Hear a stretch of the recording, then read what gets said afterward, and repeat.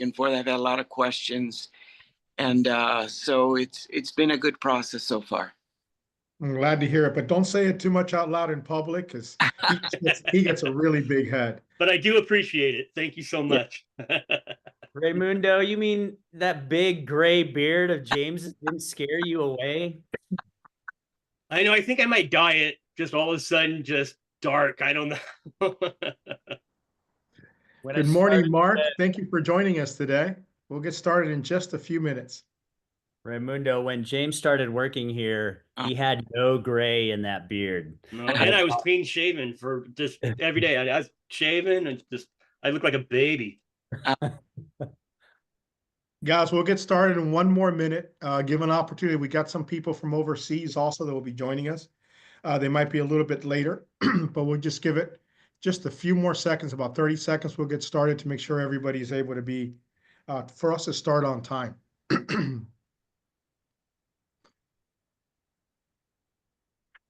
Jeremiah, I'm surprised I don't see more of the leadership on. They're a little light this morning. Yep. Again, good morning, Mark. Thank you so much for joining us. We'll be getting started here in a second.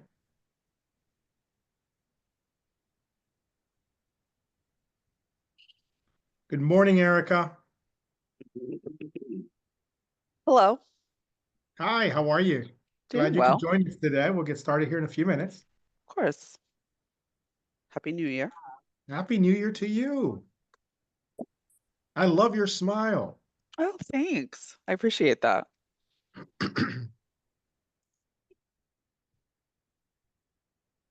So guys, we're going to go ahead and get started to make sure we follow through with our time commitment that we have for you. Again, thank you so much for joining us.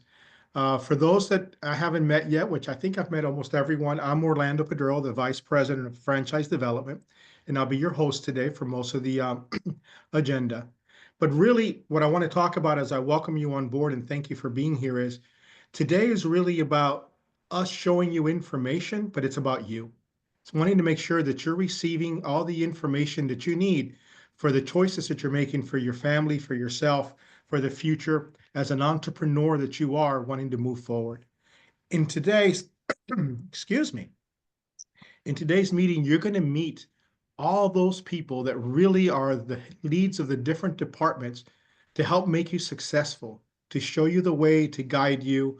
Everything that we do, we're going to talk about today, the different pillar heads, what pillars, what they do, what it's like to be part of that pillar.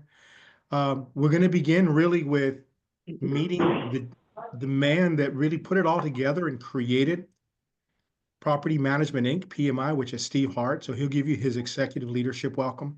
Then the agenda follows through with Jeremiah Condiff, who's our Chief Growth Officer, talking about PMI and the differences between different types of property management companies that are out there.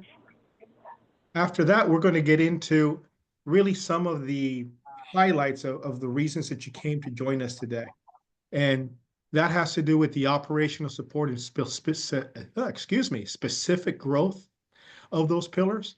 You'll meet Mary Ann, who's in charge of short-term rentals and midterm rentals, Blake Sanford, Vice President of Associations, Mike Fisher, who's the Vice President of Residential, and James Phillips, Director of Commercial. So we'll get into that, 20 minutes each. And then we'll get into acquisitions and national partnerships with Aaron McKinney. And then we're going to get into the strategy and marketing, the PMI branding with Craig Ellison, Vice President of Marketing.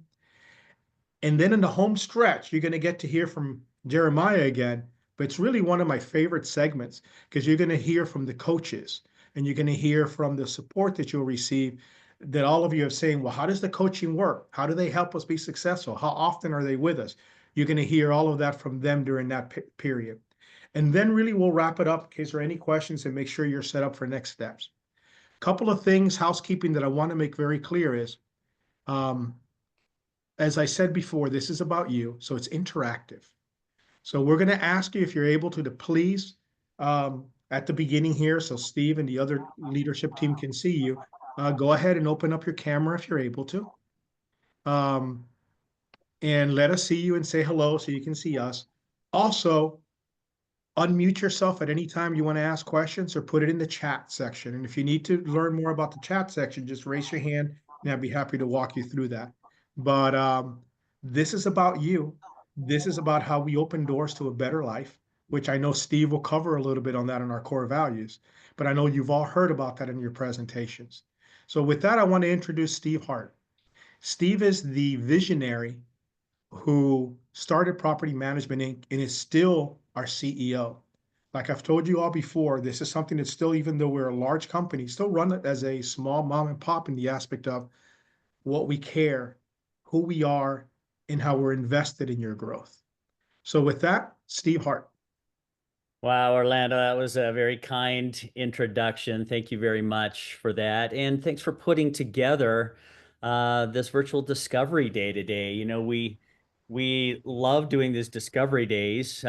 We get a chance to, see some of the candidates that are looking at the PMI brand and possibly partnering with us.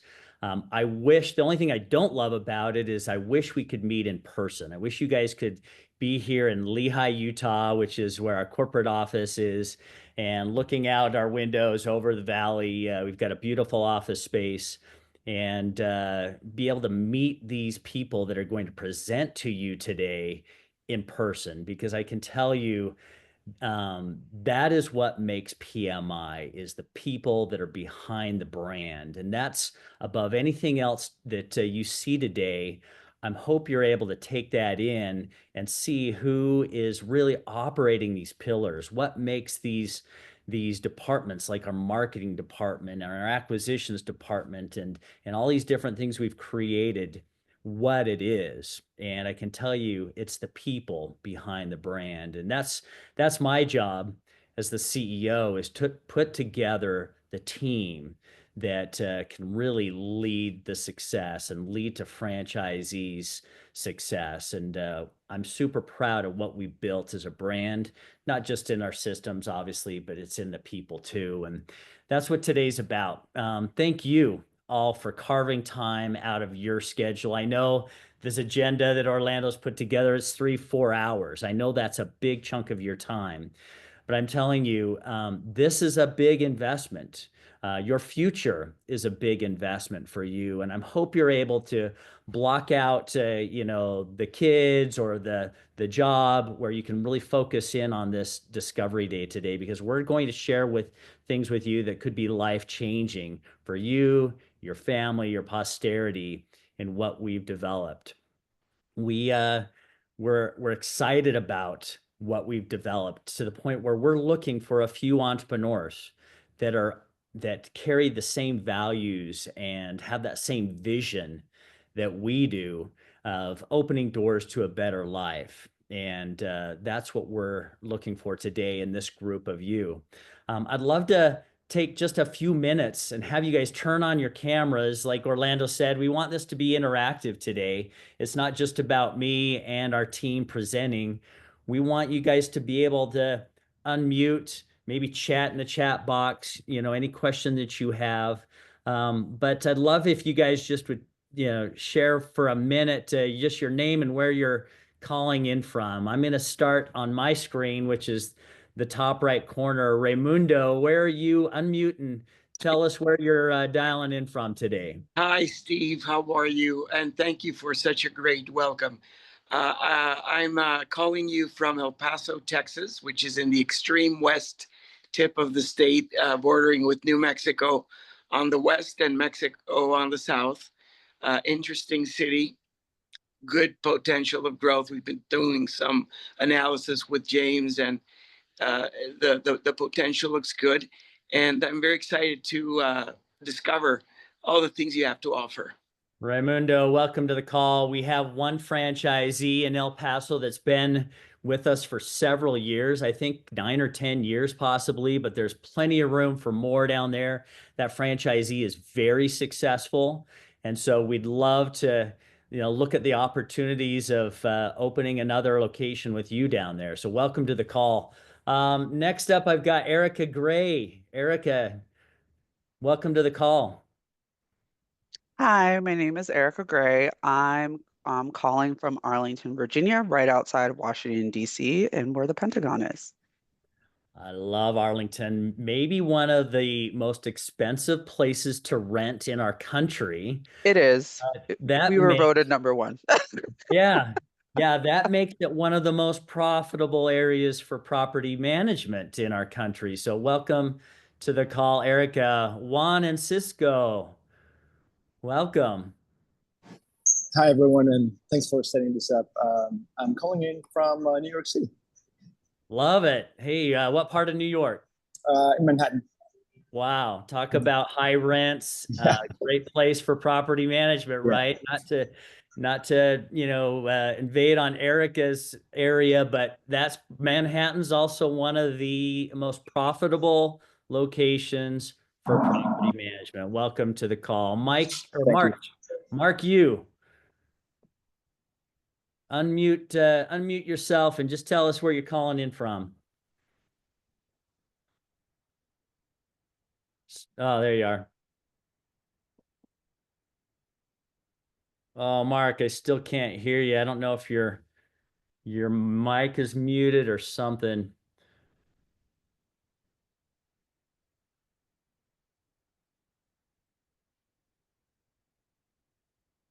Anyway, well, Mark, welcome to the call. Brian Miller, unmute and tell us where you're calling in from. Can you hear me? Yes. I'm from Houston, Texas. Love it. Thanks and welcome to the call. you. Michael, Phoenix. Phoenix, Arizona, close by. I'm going to be down there next week for a conference. Welcome to the call. And then we've got someone that's, I don't know who it is. It's a 781 area code, it looks like, or close to that. All right, maybe you want to remain anonymous. That's fine. Mark, did we get your mute figured out? Maybe not. Hey, you'll have to chat in the chat window at the bottom of your screen. You can use that. Just tell us where you're calling in from. But hey, welcome again to the call again today, guys. I'm going to start out by asking you guys a question.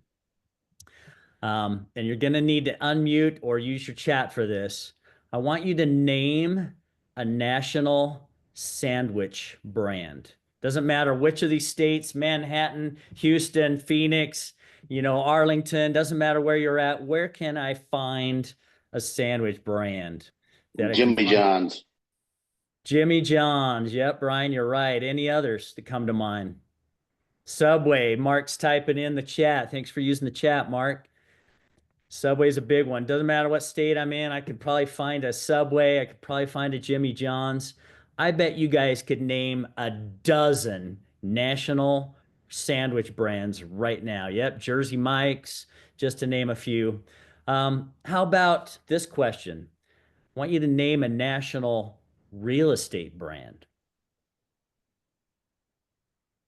Century 21. C21, a big one. Caldwell Banker. Coldwell Banker. Keep them coming, guys. CBRE. You guys are right. Berkshire. Berkshire Hathaway, again, you could probably list over a dozen national brands. I was just in Costa Rica for the holiday, and there was Century 21s, there was Remax, there's Realty Ones. There were these national brands in the US, even internationally. One last question. Name a national property management brand, one that doesn't matter which state you go to, you're going to find this brand there, all operating, providing the same services, same quality services. Come on, guys. How many we got? Another dozen? Mm-hmm. I see Juan smiling at my question. James Schrader's smiling at Raymundo, smiling at my question. You guys are right. There's not really a national property management brand. Why? It's a $1 trillion industry. 1/3 of our country rents houses. They all have property managers. Then you add the short-term rental category, the HOA category. There is so much property management going on in our country right now, but no national brands. Why? Is it because no one saw this opportunity? Maybe it's very pulverized as a maybe smaller businesses taking care of niche markets, probably. It's a good guess, really good guess. There's no right or wrong answer to this, guys. Otherwise, there would be national brands. Any other ideas?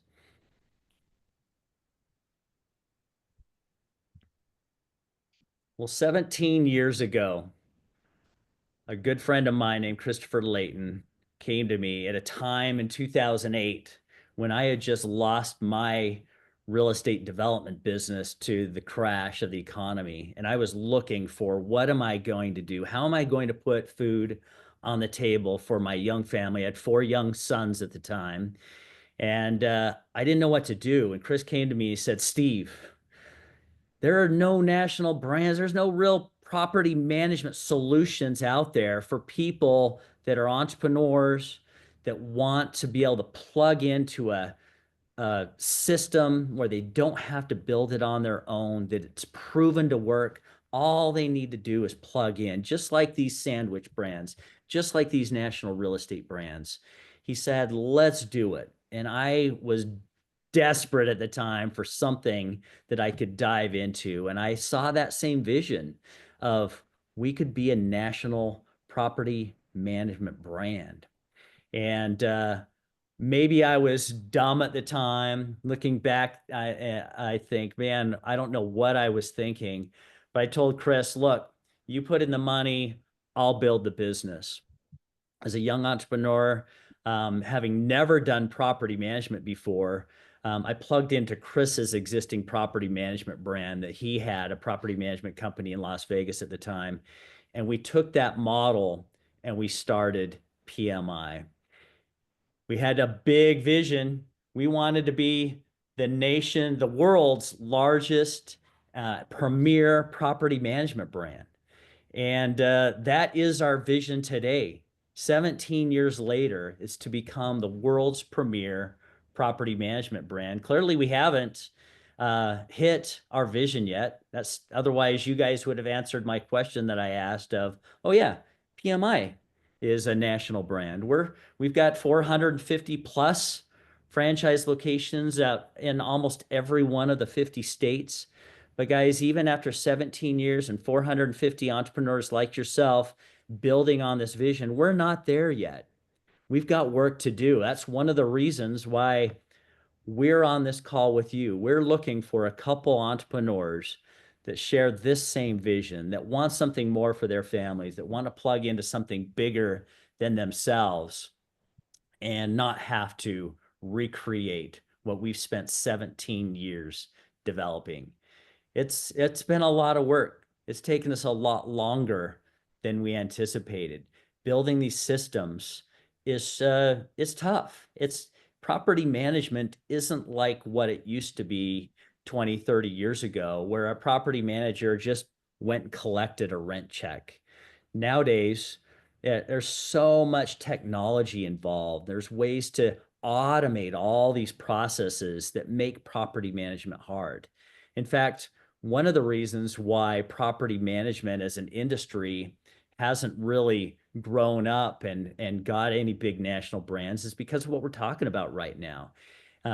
The industry has a lot of mom and pops, people, young entrepreneurs that just are trying to figure this out on their own. And it takes them years to build out these processes, and to be profitable in that is a whole nother story. Did you know that 70% of the property managers in the United States are still these small 1-2 man shows that for the most part aren't making too much money? They're not able to create those profits where they can scale and hire and grow their businesses to a larger brand or a national brand. Well, PMI has found how to do this, and it's taken us, like I mentioned, a long time, but we're excited to share with you on this call how we're doing this. and how this business model lays out. I'm not going to let any of those secrets out on what this presentation is all about, but that's what we're going to share with you today. I can tell you this, property management's a tough business. That's why we've got so many people in property management that can't scale. It's a tough business because they don't have the processes, they don't have the procedures, they don't have the technology, they don't have the manpower, they don't have the marketing put together.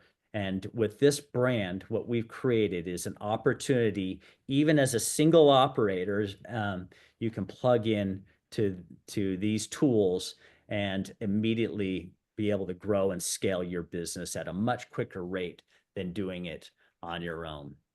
We have a brand purpose. You heard Orlando start out with it, which is to open doors to a better life.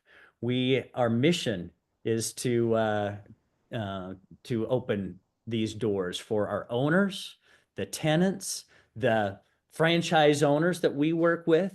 We're also opening better doors to the 50 plus team members that we have here at our PMI corporate office that support and train and help our franchisees on a daily basis reach their goals. So this opening doors to a better life is a really grand, big mission that we strive for daily. The way we're going to hit our vision of becoming the world's premier property management brand is by adhering to what we call our core values. We have 5 core values here at PMI, and the first one is our community. We're a community of 450 plus business owners, entrepreneurs just like you that are trying to win and grow their business and scale their business. So it's really a big part of our focus and what we do. It's the thing that I love most about franchising is you're not in this business alone. You have this massive community of fellow entrepreneurs just like you. Some of them are in your area that share the same territory as you, that you can lean on, that you can ask, hey, how are you doing this? Or how do you solve this problem? Or I have this tenant issue. Have you ever faced this before? It's fun because our franchisees and the community that we've developed train and help each other grow as much as PMI corporate staff do in helping train our franchisees. So we love the community that we've developed, and we love seeing these fellow business owners elevate and grow their business. Well, our second core value is service. We're a service-based business, and we can't grow as a brand. We can't be a premier brand unless everyone is elevating their level of service to a premier level. We want to set the standard for what property management is and should be in your communities. And that's what PMI is striving to do with this core value. Our next core value is trust. We're in business together, and we need to trust each other. You need to be able to trust PMI corporate, and we need to be able to trust you as operators that you're providing the service and the community that we've created. Also, the owners, your customers as a property manager that you work with and your tenants, there needs to be trust there that you're going to manage their property the way you say that you're going to. And so there's a great deal of trust in our values that we have. Next is entrepreneurship. The fun thing about our business here at PMI is everyone is an entrepreneur here, and we wear that entrepreneur hat. We see and look through those glasses of being an entrepreneur, and we strive to help our entrepreneurs win. And we're always evaluating our systems and the processes and the way that we do things, and we evolve with those processes as the industry evolves. Property management today is a fast-moving machine, whether you're in short-term rental or long-term or commercial or multifamily or even HOA. The technology and the systems that are out there for these these categories evolve so fast. So being part of a team like PMI that's plugged into the latest and greatest technology, and we are able to be very agile and flex and move to these leading state-of-the-art systems is really important as you grow your business. And then the last of our core value is people. We respect each other here at PMI. We respect you, and we respect that, maybe even this isn't the right opportunity for you, and that's okay. We're just looking for a few people that share these same core values and have our vision. Let me have you unmute for a minute. Do any of these core values that PMI strives for, that guides our decision, do any of these core values ring true to you? Are there any of these that kind of, when I brought these up, you were like, yep, that's a core value that I have or want to have in my business? Don't be shy, guys. All right, Juan. Yeah, well, definitely trust. In my career, relationship building has been key, and trust is one thing that's very hard earned but easily lost. So I think that's if you want a long-standing business, then that's definitely something you need to have with your customers. I love it. Anyone else have one of these core values that really stands out? I share literally all five, Steve. I think they're very well designed into the business model. I'm a kind of a old-fashioned guy also, in the sense that nothing like meeting in person and shaking hands and gaining that credibility, that rapport with people, and trying to make everyone's life better. I agree 100% with everything you just presented. Thanks for sharing that. Anyone else have any comments on PMI's core values? Yeah, these all seem very good. That's my only comment, to be completely honest. Well, guys, I want you to know that I'm a firm believer in listening to everyone in our company. That goes all the way out to our franchise business owners. You know, especially those that are out in the field that are running into different situations and things like that. I'm a firm believer in listening and communicating to those people. You know that McDonald's corporate didn't create the Big Mac. It was actually one of their franchisees that was out there messing with the 2 all beef patties, special sauce, lettuce, cheese, pickles, onions on the sesame seed bun, right? And corporate adopted that. Same thing here. We have a franchise leadership council that is a group of franchisees that's elected by the PMI corporate team that are leaders in their communities. And we meet with this franchise leadership council, and they bring to us the ideas of the franchisees in their areas, and we listen and we adopt some of those and look at which ways we can better improve our model. And so we really lean heavily on the success and failures of our franchisees so we can evolve and always improve our brand. I know I'm over time, Orlando. I just want to share one more thing. I mentioned to you that our vision is to become the world's premier property management brand, but I also want to share with you guys that a few years ago, I stood up on stage in front of our franchisees at our annual conference. We call it our summit. And I told everyone that I have an additional vision. I want to create millionaires in our business. I want there to be over 200 super uber successful multimillionaires in our brand. And that is part of our corporate vision. In fact, we sit down as an executive team and we brainstorm on how we can elevate more franchisees, profits, and help them become millionaires. And so we're looking for people that have that same mindset, that really want to create something big for themselves, for their family, and grow that. We want to be known as the brand that consolidated the property management industry.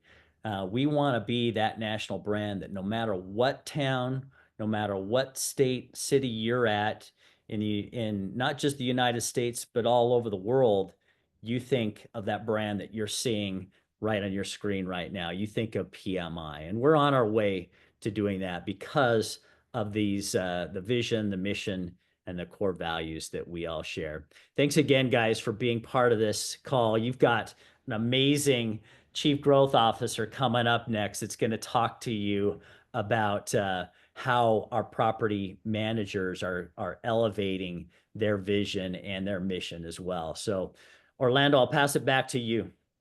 Thank you, Steve. Thank you so much for being part of our virtual discovery day today and all the information and showing how much you truly care, not only for our company, but for our partners and our family with the franchisees. Jeremiah Condiff.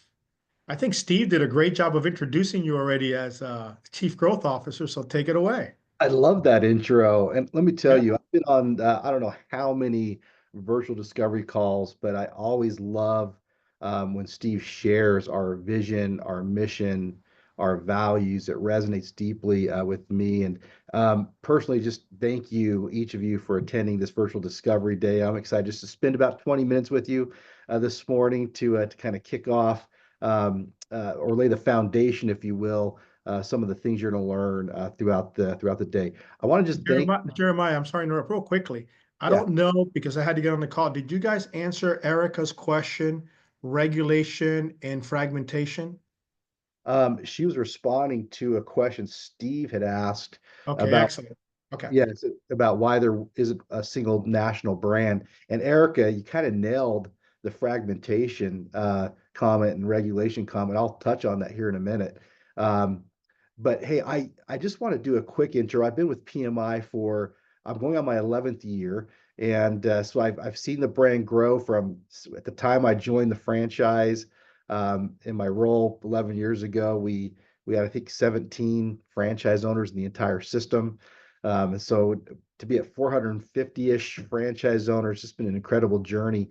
Hey, before we keep going, I just want to thank the PMI corporate team who's joined us for the introduction. You're welcome to stay on and listen or sign off, whatever you prefer doing.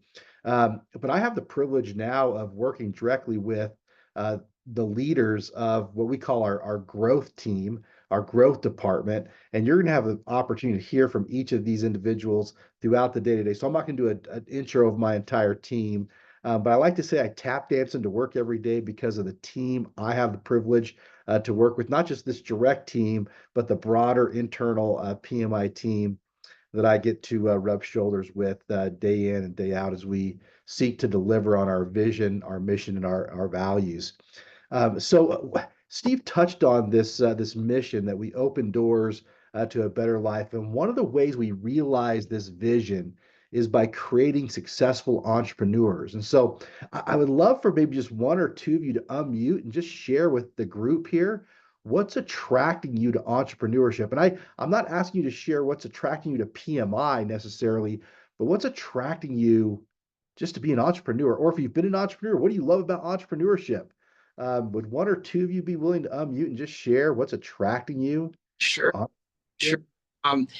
Just very quickly, I've been an entrepreneur for a few years, several years now.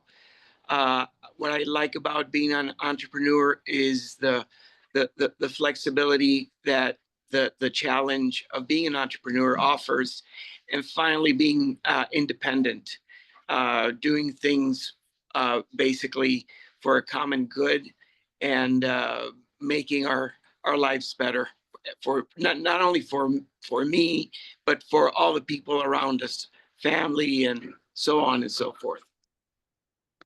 Thank you, Ramundo, for unmuting and sharing. Appreciate that. Who else like to just share what's attracting you to entrepreneurship? For me, it's perhaps seeing a stronger link between what I bring into the business and what I'm able to take home. Excellent, Juan. Thank you. Can we have one more? Does one more person want to just unmute and share what's attracting you to entrepreneurship?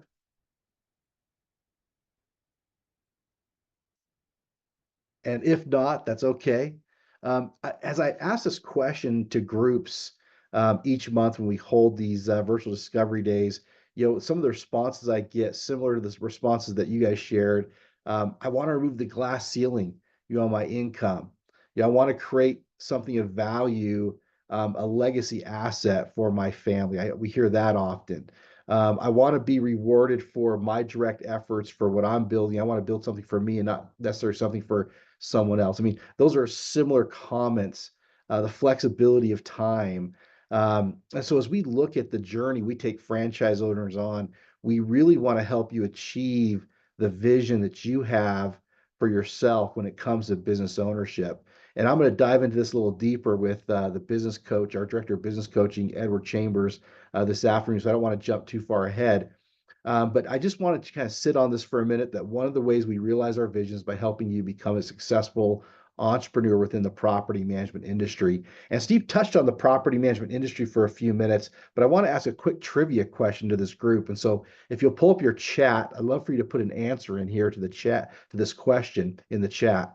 If you were to guess, how many property managers do you think are operating in the United States today across all different verticals of property management, whether doing association, short-term rental, commercial, single-family home management, multifamily? Just throw a guess in the chat. How many property managers are operating in the U.S. today?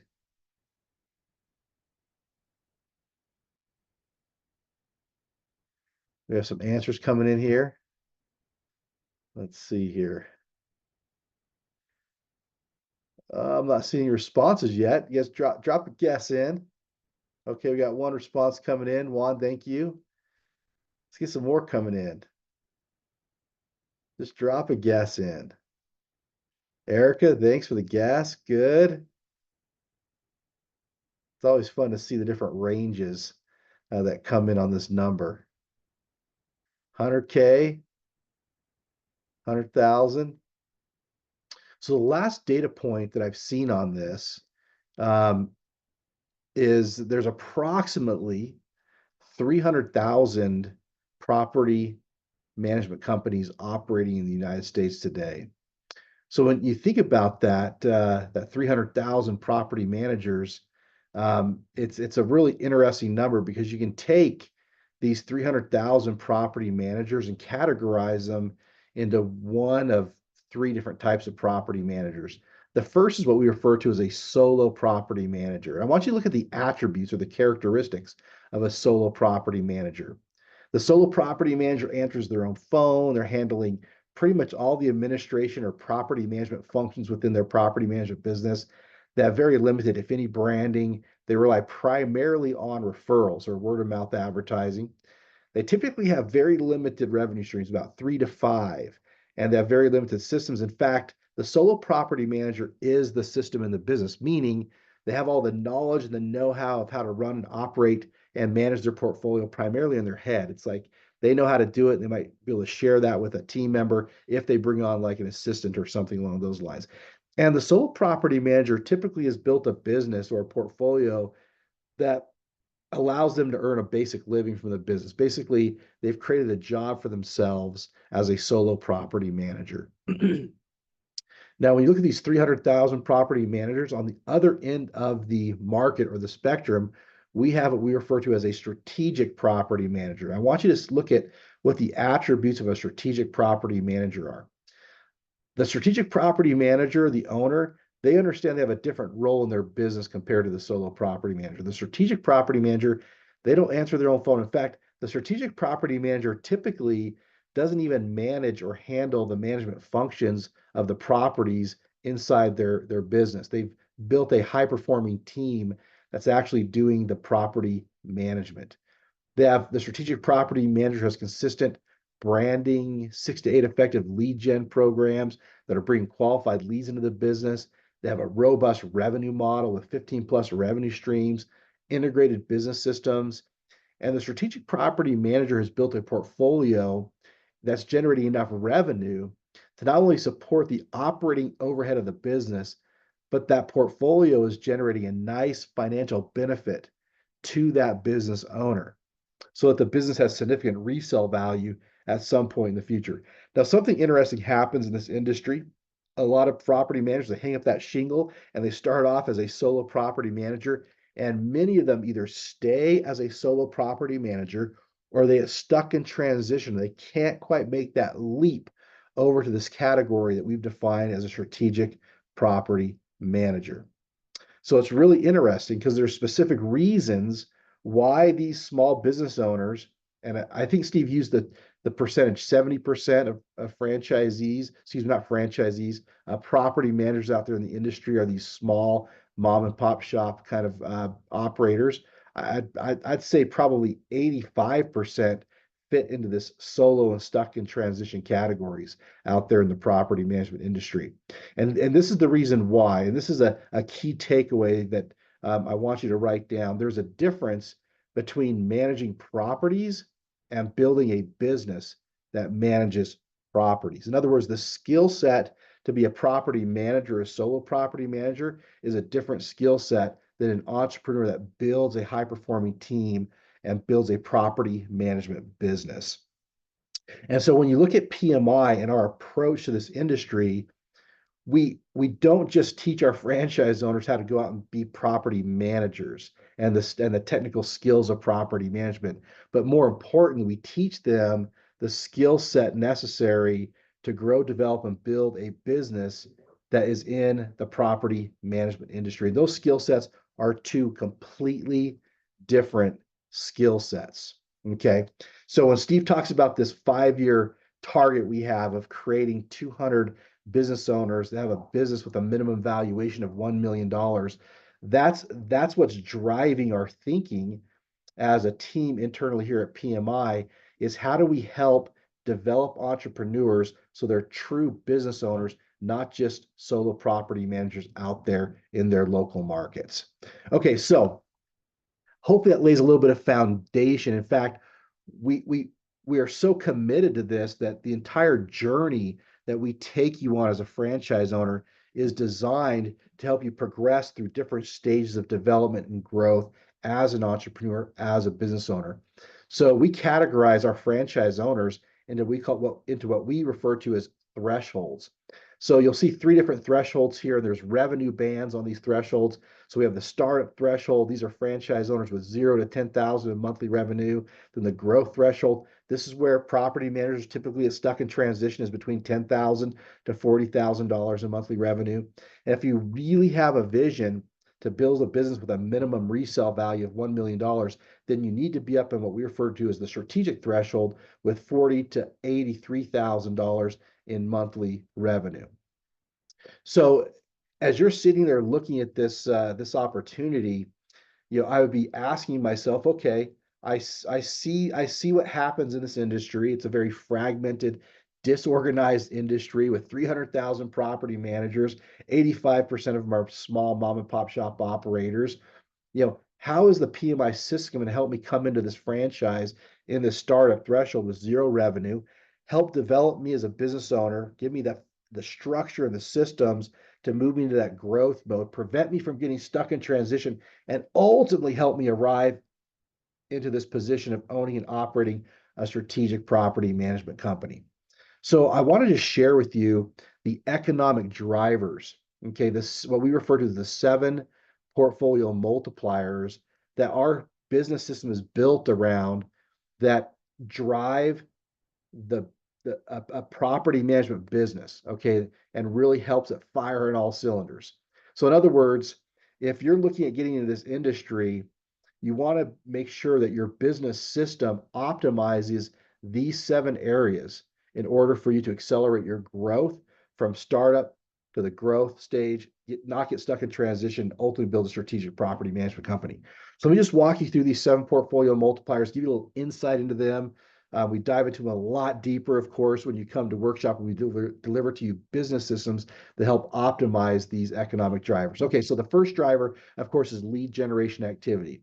And this is simply defined as the high dollar, low time activities you're going to need to do as a business owner to generate qualified leads into your business. So you're going to spend some time today with Greg Allison, our VP of Marketing, and you're going to get some insight into some of the foundational tools we provide you to help get this multiplier firing for you, lead generation activity. The second multiplier is referral and networking activity. This is kind of the high time activities, what we refer to as high time, low dollar activities you need to be doing in your business, in your local market to develop key referral relationships that are going to generate qualified leads to the business. And this is really important. What we've learned in all the years of being in this industry is it really takes both your lead generation activity and your referral and networking activity firing together to create that top of funnel, to create the qualified leads that need to come into your business. In fact, one of the biggest challenges that property managers have, especially those solo property managers, as they start to build their portfolio and they get sucked in to the day-to-day management of those properties, they start to neglect the referral and networking activities that help build their portfolio. So that's one of the reasons why they stop growing. They get stuck in transition or stay a solo property manager. Later today, when I bring on Tira Bromley, our director of national sales, she's going to give you some insight into a program that we have called PMI Grow that's designed to help you recruit, train, and manage a salesperson in your business that's specifically focused on doing these high time activities, this referral and networking, this prospecting, this business development that's essential to growing your business. Okay, the third multiplier is sales conversion. And this is basically taking those referrals, taking those leads, and effectively converting them to management contracts. So we provide, of course, world-class sales training as part of our business system to you as franchise owners. And again, that business development manager role that I'm going to talk about later today with Tira Bromley, that's another key function to help improve sales conversion in your business. You might have a strong aptitude for sales as a franchise owner. So you might want to handle the leads and close the business yourself. Or you might say, hey, I really want to focus on building the business by hiring and developing my people, my team. So I want to bring in this business development manager to handle sales conversion. Okay, the fourth multiplier, revenue per door if you're doing residential property management, unit if you're doing association management, closing if you're doing some real estate sales, key if you're doing short-term rental, and suite if you're doing commercial property management. So we have our pillars, which is a key differentiator, but this multiplier is really helping you understand the fee structure, the value-added services, and the combination of things you need to really optimize the revenue model for your property management business. In fact, as you get on with the pillar leaders a little later here, right after me, they're going to touch on, give you some insight into revenue per what we call ducks, revenue per door, unit, closing, key, and suite. Okay, another quick trivia question coming at you. Let's talk about that strategic property manager for a minute. Remember, they've built a high-performing team. I want to just ask you, what do you think is the largest monthly operating expense for a strategic property manager? Drop a chat into an answer in the chat. What is the largest monthly operating expense for a strategic property manager? Just throw a guess in. Let's get some guesses coming. I know you're thinking. I see some of you thinking. Okay, I got one guess in. Raimundo, that's an excellent guess. Not exactly what I'm looking for. Juan, contractors, close. Erica, maintenance, insurance. I'm not seeing it come through quite yet, but I love the answers. Oh, Billy hit it. Employees. Okay. So your payroll is going to be your largest monthly operating expense in this business. So the fifth multiplier is operating efficiency. And what this refers to is the business system we've designed is designed to help you manage the maximum number of properties with as few people as possible without sacrificing quality of service. And there are specific strategies and systems we use to help you optimize operating efficiency and make sure that that labor cost is a small percentage of the smallest percentage of your revenue as possible. Okay. Number 6, management contract retention. Once you land and close business, we want to show you how to retain your customers for as long as possible. One of the things we do internally here, we actually survey our franchisees' customers to help to give you insight into why they do business with you. So we really want to help you maximize the lifetime profit value of every customer relationship. And if we do these first 6 multipliers properly, then you should have a business worth owning, a business that's producing financial benefits to you, and giving you the rewards as an entrepreneur that you deserve for the time and energy and effort you're putting into building a property management business. Okay. Thank you for sticking with me as I kind of laid this foundation for you. I'm going to be back on later this afternoon. I'm going to give you some insight to some of the tools we use, some of the programs we give you access to really help you optimize these 7 portfolio multipliers, and you're going to get that insight throughout the entire day. So Orlando, back to you. Thank you so much. Great job, Jeremiah, as usual.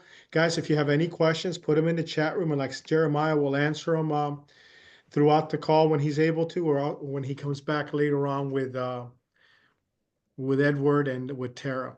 But now I'd like to introduce someone very special, because she is probably the person in Property Management Inc. that has the most energy I have ever met. And she actually started the short-term rental business because it's her passion from the very start. So with that, I'd like to introduce to you Mary Ann Heder, Director of Short-Term Rentals and Midterm Rentals. Mary Ann? Thank you, Orlando. I love it. I'm also known as Mrs. Hospitality.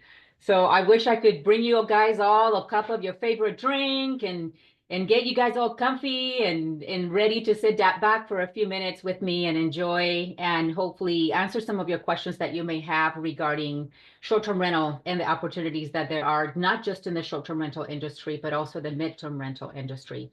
So I've kind of been listening in, and I'm sorry, I'm going to be off camera today. I had a little bit of a mishap with one of my eyes during my vacation in Maui, and you don't want to see me. Let's just say that. And I can't take the one-eye jokes just yet. So I'm gonna remain off the screen for a minute, but it sure is a pleasure to be here. Just out of curiosity, how many of you in this room are interested or are curious about short-term rental property management? Just if you want to raise your hand or put it in the chat, or hey, Juan, I love it. I love it. I'm just so curious, Juan, why are you interested? I think I've always been attracted to real estate, and I don't know. I feel like it's a business that is perhaps not very complex to operate, but that's just my feeling. I love it.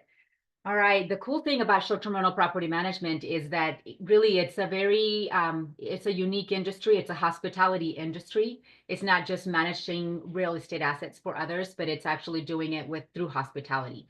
And it's kind of a really, I'm passionate about it. I love what I get to do here at PMI in regards to that and how I can share that vision with the world.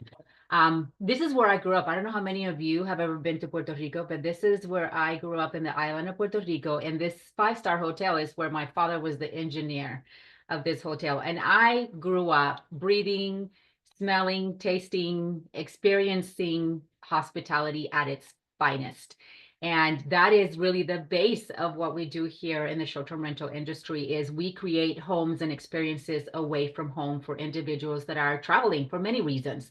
They may be traveling for medical purposes. They may be traveling for vacation reasons. They may be traveling for occasions or relocation. I mean, there's many reasons why the world travels, but regardless of why they're traveling, they are looking to find a place where they can be comfortable, safe, and be able to experience the area in the best light possible. So this industry is kind of a really unique unicorn. Really, it's been around in the United States for less than 10 years. And so that's not very long in an industry when you think about it, but it has just boomed in popularity, in demand, and definitely has becoming more of an established part of the industry. It's not just property management, but it's really short-term rental property management. The global market size has grown. I mean, if over the years, 6% growth in this industry, it's pretty significant, with a $165 billion number behind it in management. So it is definitely an industry that is growing and evolving and very profitable. There's over 8 million short-term rentals worldwide, you guys. 8 million short-term rentals. There is plenty of inventory to be able to use and manage out there. You know, one of the cool things that happened post-COVID was that it really opened up and it put a spotlight on this industry where people were needing to travel and wanted to continue to travel, but didn't want to stay at a hotel anymore, right? So the short-term rentals became the next best option for them to do that. And so it became this craze and this amazing thing that everybody wanted to be a part of. So we saw this big boost of inventory and revenue and, you know, people wanting to, and users wanting to use short-term rentals within 2021 to 2022. Now the industry's normalizing, right? And now it's here to stay. It has become an established industry and it's now normalizing. So you may hear words like, oh, the industry's kind of going backwards. It's no longer really thriving. It's not true. It is continuing to grow at a 6% increase every year. It's just not seeing the increase that it saw at the beginning of the post-COVID season. So this is definitely here to stay. When you see the growth over in users, you know, right, here's the COVID big, huge spike. And then we see that growth of users over time continuing to increase. So there is demand, there is user, and there's inventory. One of my favorite quotes that I read that came out from the Wall Street Journal is that professional managers account for just 16% of US short-term rental listings. But professional managers will keep growing market share because branded properties often get higher rates and occupancy than individual homeowners who are posting on Airbnb and VRBOs. What does that mean? It means that the industry is looking to professionalize. So local property managers like single mom pods that used to be anybody could post on Airbnb isn't going to perform as well as professional brands. Now, the cool thing that PMI has going for it is that we are 420 or 450 and continuing to grow strong with over 2,000 short-term rentals nationwide. We have the ability to defragment a market, professionalize the market, and be able to standardize an industry that is hungry for that. We want the national brand that has the presence and the partnership to help you get there, but you are locally owned and operated, which is really the secret sauce of what you guys would have that is unique to the market. So what are we doing in this industry? We're in the memory making business. We are hosting travelers from all around the world to have an experience at the properties that we manage. So what we do is we turn ordinary real estate assets into extraordinary real estate experiences. And if that speaks to you, then this is what I'm going to share next. It's going to be what you need to hear. Being able to manage and work within that experience economy, it's really the key to increasing revenue, repeat business, customer lifetime value, your occupancy. These are the main KPIs that will grow your short-term rental property management business. So understanding how to maximize that experience economy is going to allow you to do that. And this is how we do it at PMI. Our goal here at PMI is to position our franchise owners to outlast and outperform the competitors in their markets. We want them to consolidate markets by providing extraordinary service to the owners that they support and manage and work for, and especially by providing extraordinary experiences for the guests that they are hosting in these properties. So any questions up to this point so far? Do we understand what short-term rentals are? We understand what any questions up to here? Because I don't want to rush through this and not answer any questions that you may have. Hi, this is Ray Diaz calling. I've also been very curious about this boom in the short term, particularly the Airbnb phenomenon. Isn't it also a generational mentality, thinking millennials and newer generations to come, a matter of economy and the experience of traveling, that these type of offerings sometimes are more attractive than going to like a 3 or 4 star hotel? I love this, Raimundo. You're spot on. You're spot on. The millennial is who's traveling, and they are valuing experiences more than they're even valuing home ownership. So that is why they're traveling. They're coming through. They're staying at short-term rentals. They're working away and remotely from all over the world.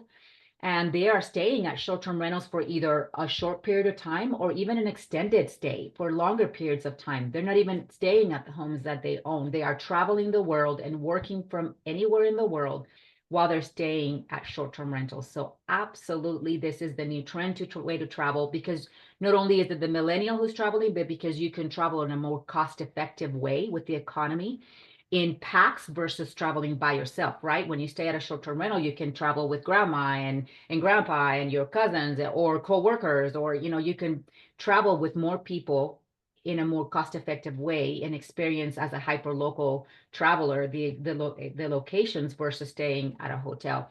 The hotels still have a place for one-night stays, right? If you're traveling and you're going to a conference or something like that, they still have a place.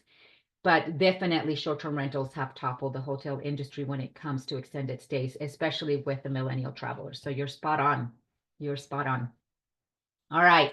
So the secret sauce for PMI, like what I mentioned, is that we have the ability to partner with you and give you that locally owned and operated feel with the superior guest experience, which is what we're chasing every single time. We want to deliver that experience because your reputation is really what is going to help you be able to grow your business and position yourself as the expert in your market. So we want to systemize the exceptional. That is at PMI, our secret sauce is how can we help our franchise owners have the best in class systems, support, training. How can we help partner with you to grow your business with this big engine behind you, but you are locally owned and operated, growing that business with your local flavor and your local knowledge of that market in that area. So we do that by creating a blueprint for success. And Jeremiah spoke about this. We create your organization and your departments, and we help coach you to, depending on how you want to build this business and how quickly you're going to scale it, whether it's going to be you doing these, how do you leverage PMI and our systems and our partners to help be able to manage all of the departments of your business in the most effective way so that you can maximize your growth. We'll help you choose your business model. For example, you can offer in the short-term rental pillar, short-term rental property management full service. You can add midterm rental full service, which means you're managing furnished rentals, which could be corporate rentals, or also known as extended stays. You can co-host, which is also called the book by owner model, which means the owner books it, but you do the rest.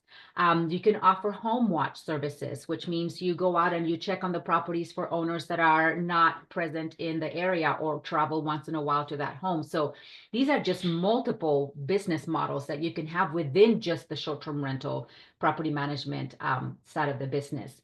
We'll help you define your organization, who is going to be doing what in that organizational chart, and how can you leverage other services PMI offers to help you maximize your time and your efforts so that you can focus on the things that you do best to grow your business. What does your financial model need to look like? What are the revenue streams you're going to create? How can you maximize the revenue potential in your business based on the models that you have chosen? And then what is that labor model going to look like? So we've talked about midterm rental, and I kind of wanted to spotlight that because this is kind of unique to PMI. Usually midterm rentals, it's its own pillar of property management, corporate rentals, extended stays, very unique model. There's programs out there that only teach this and only this.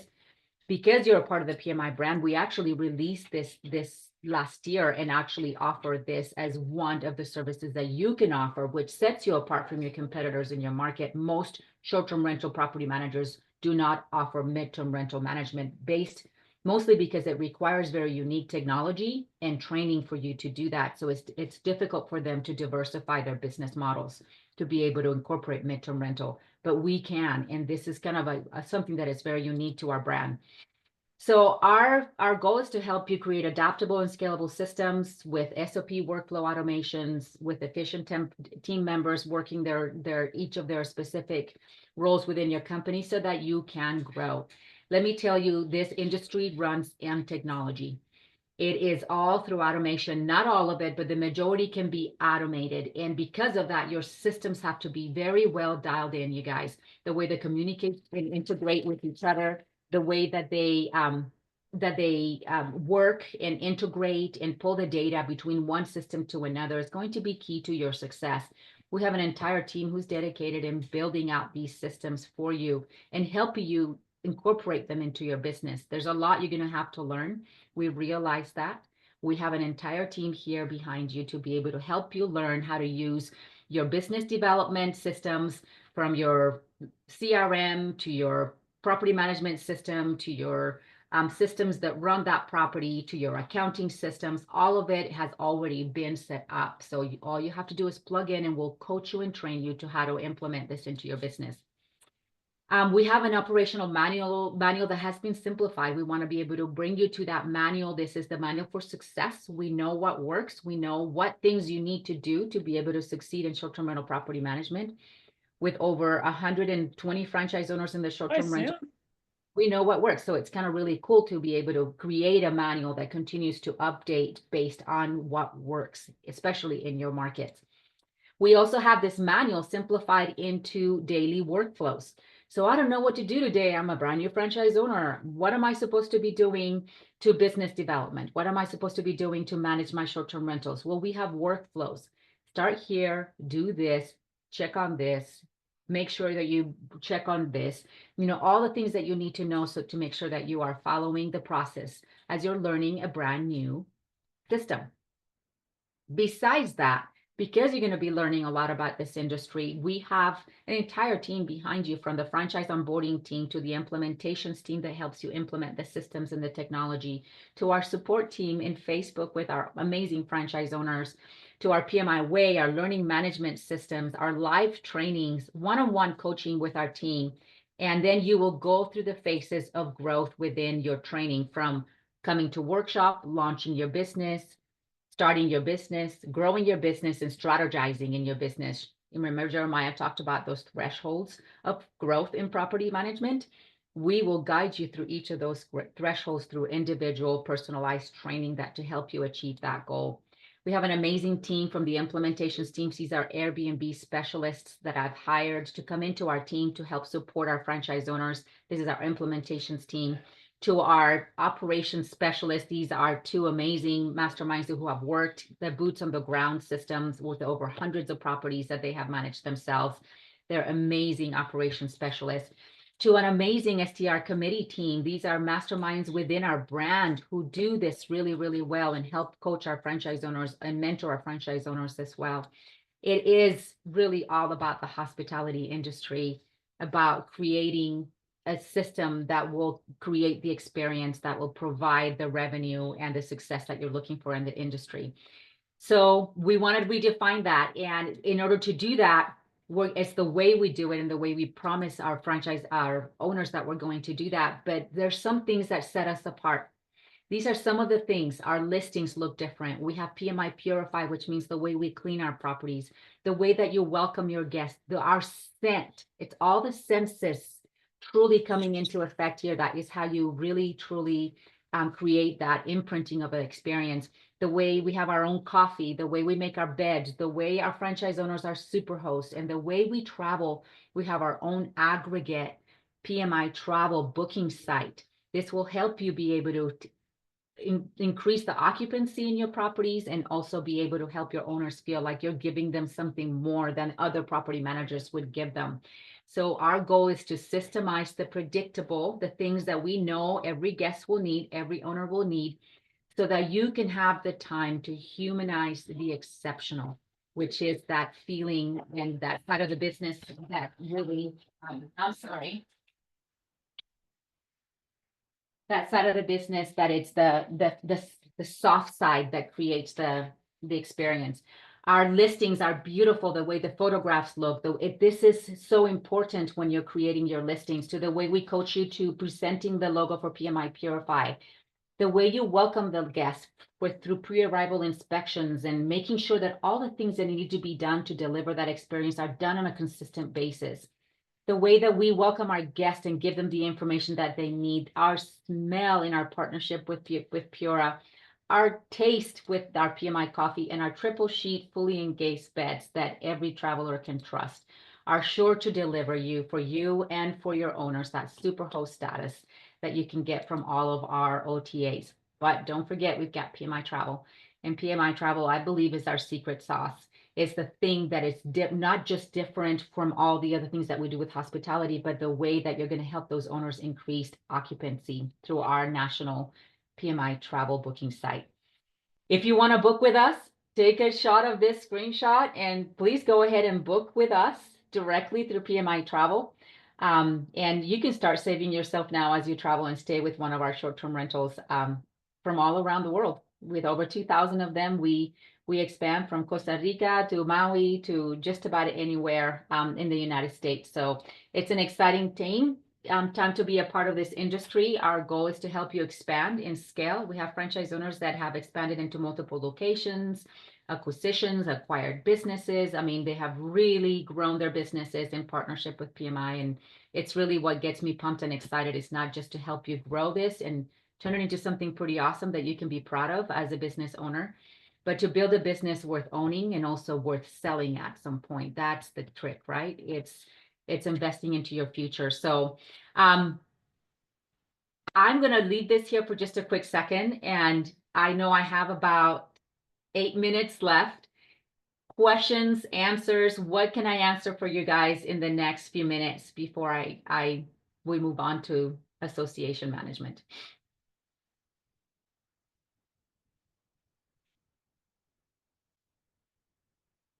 I know so many swirls, right? Of thoughts and ideas. PMI, do we have what you need? Is it, what can we do and what can we do to support you and grow?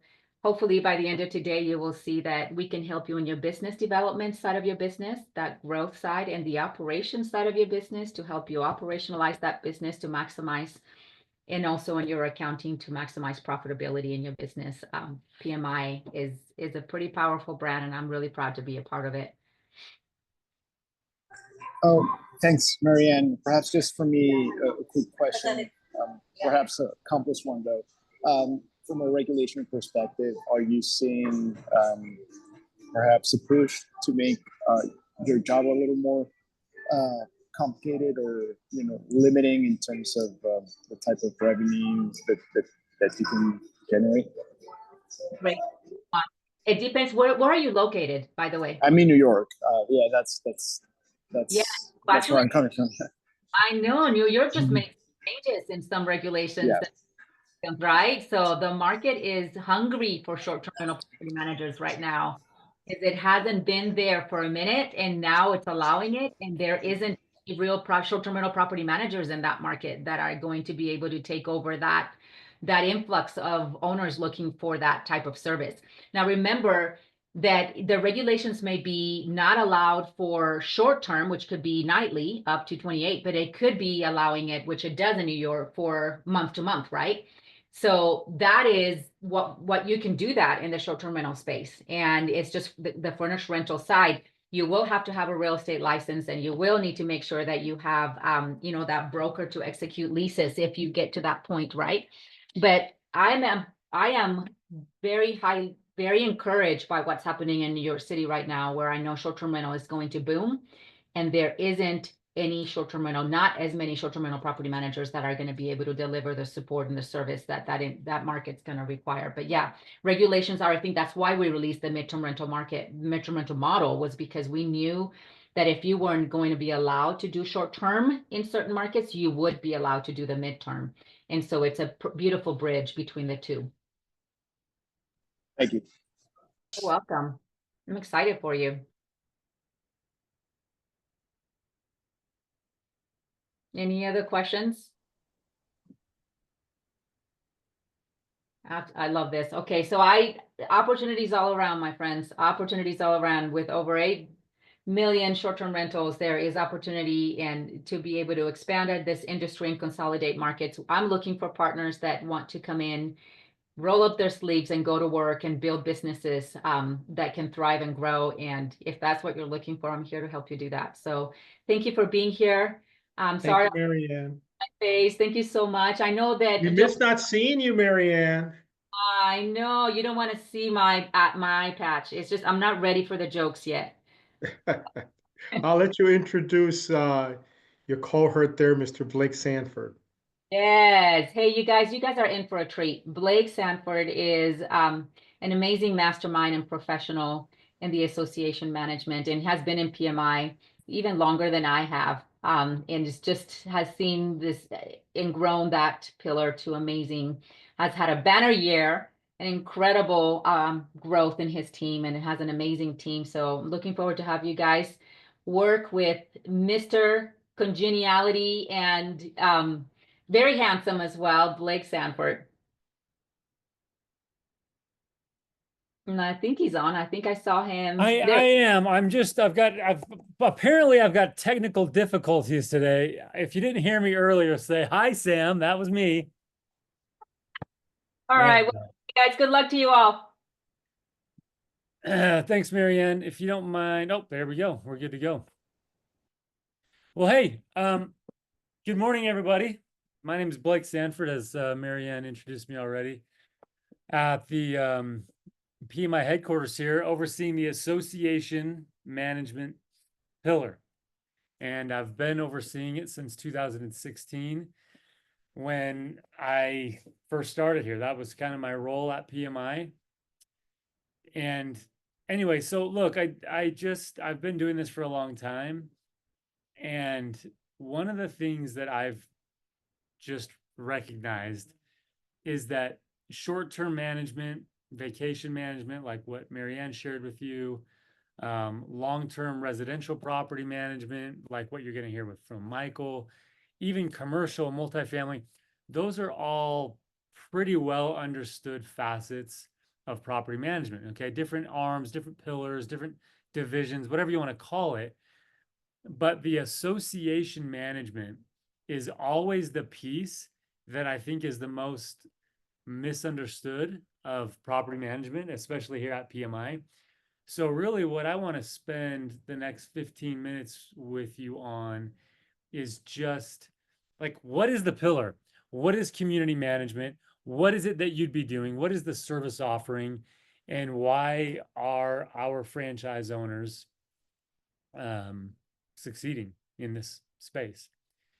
So before I get into it, I'm going to give a little bit of background, but while I'm giving the background on kind of the pillar and why we got into it, I just wanted to ask if anybody on the call currently lives in, has lived in, or maybe owns an investment property in any type of an association, whether it be a condo building, or maybe it's a single family HOA, just kind of like a regular HOA. Sometimes people own even commercial condo buildings. So anyway, if you're on the call and you are fitting into one of those categories, let me know, because it'll just kind of add to the conversation later. But anyway, so look, as has probably been made pretty clear to you as you've been working with your franchise developers, our bread and butter has always been residential. That's where we started in 2008, and we're still continuing to dominate in that space even today.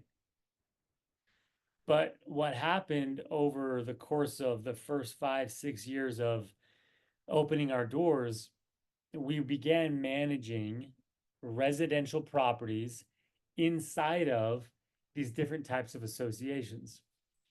And we did a good job. And so the board of directors of these HOAs and these condo buildings, they would come to the franchise owner with conversations like this. Hey, that rental property that you're managing has always been a pain in the neck for us, but you've done a terrific job managing it. We want you to come manage our association as well. And for years we said no. We just tried to stick to our guns, which was residential management and commercial. But after so many phone calls, it's hard to continue saying, no, we don't do that. You get to a point where you've got to open up that opportunity. And so in 2016, that's exactly what we did. We launched our first association pillar. We didn't really have the term pillar here at PMI back then, but when we opened up a second kind of area or department, we started to come up with this idea of the pillars of property management. And so that's when the association pillar was started. And that's when I came on board after having worked with a large management company here in the state of Utah and taking well to the business side of it and understanding what this could mean for a franchise. Steve just gave me the opportunity to build this thing out and I'm still doing that today. So I'm going to share with you a little bit about kind of the pillar, the numbers, why we're doing so well, and then maybe we'll have some questions from some of you at the end. So give me 2 seconds here.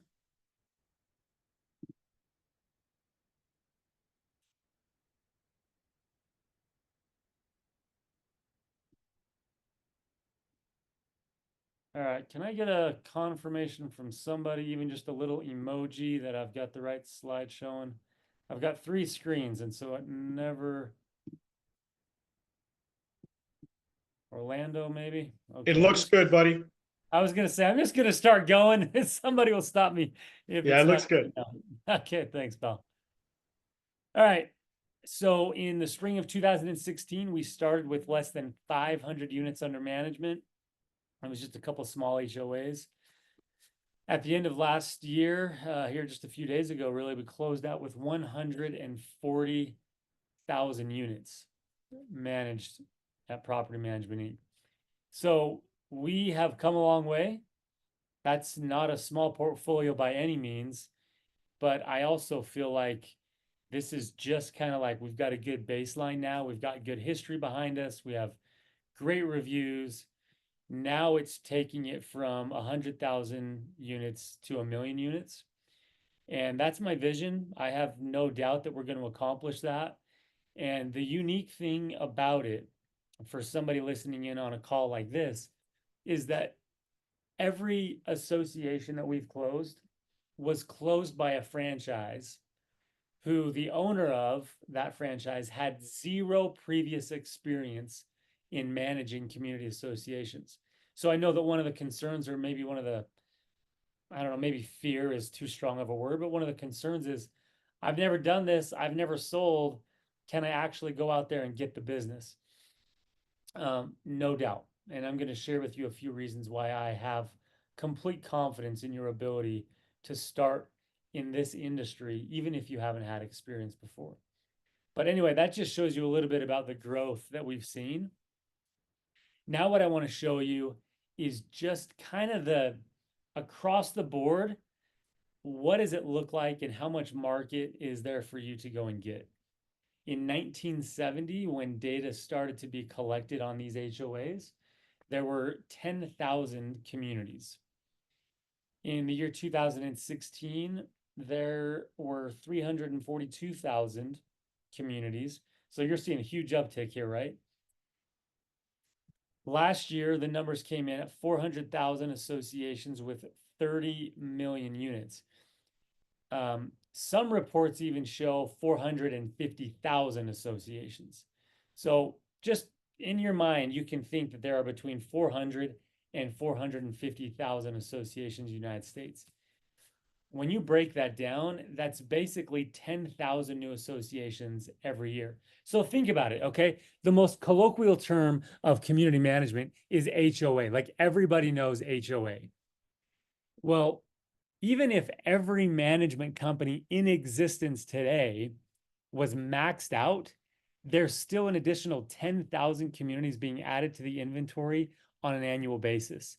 So there's more community associations out there than anybody could possibly ever imagine. I mean, we just have so much going for us in that regard.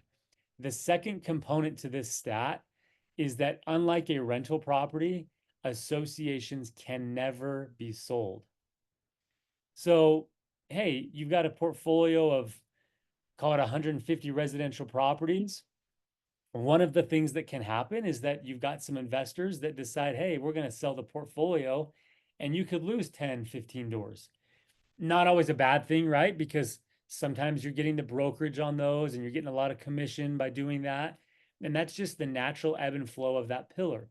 But at PMI, you can diversify by adding in the association component, because these associations are never gonna, they don't leave. It's not like they don't leave. They're a 501c3 nonprofit entity that can't just decide one day, hey, we're gonna leave. They're always in existence, and it's yours to lose once you get that contract. Average duration of a contract right now is 5.5 years.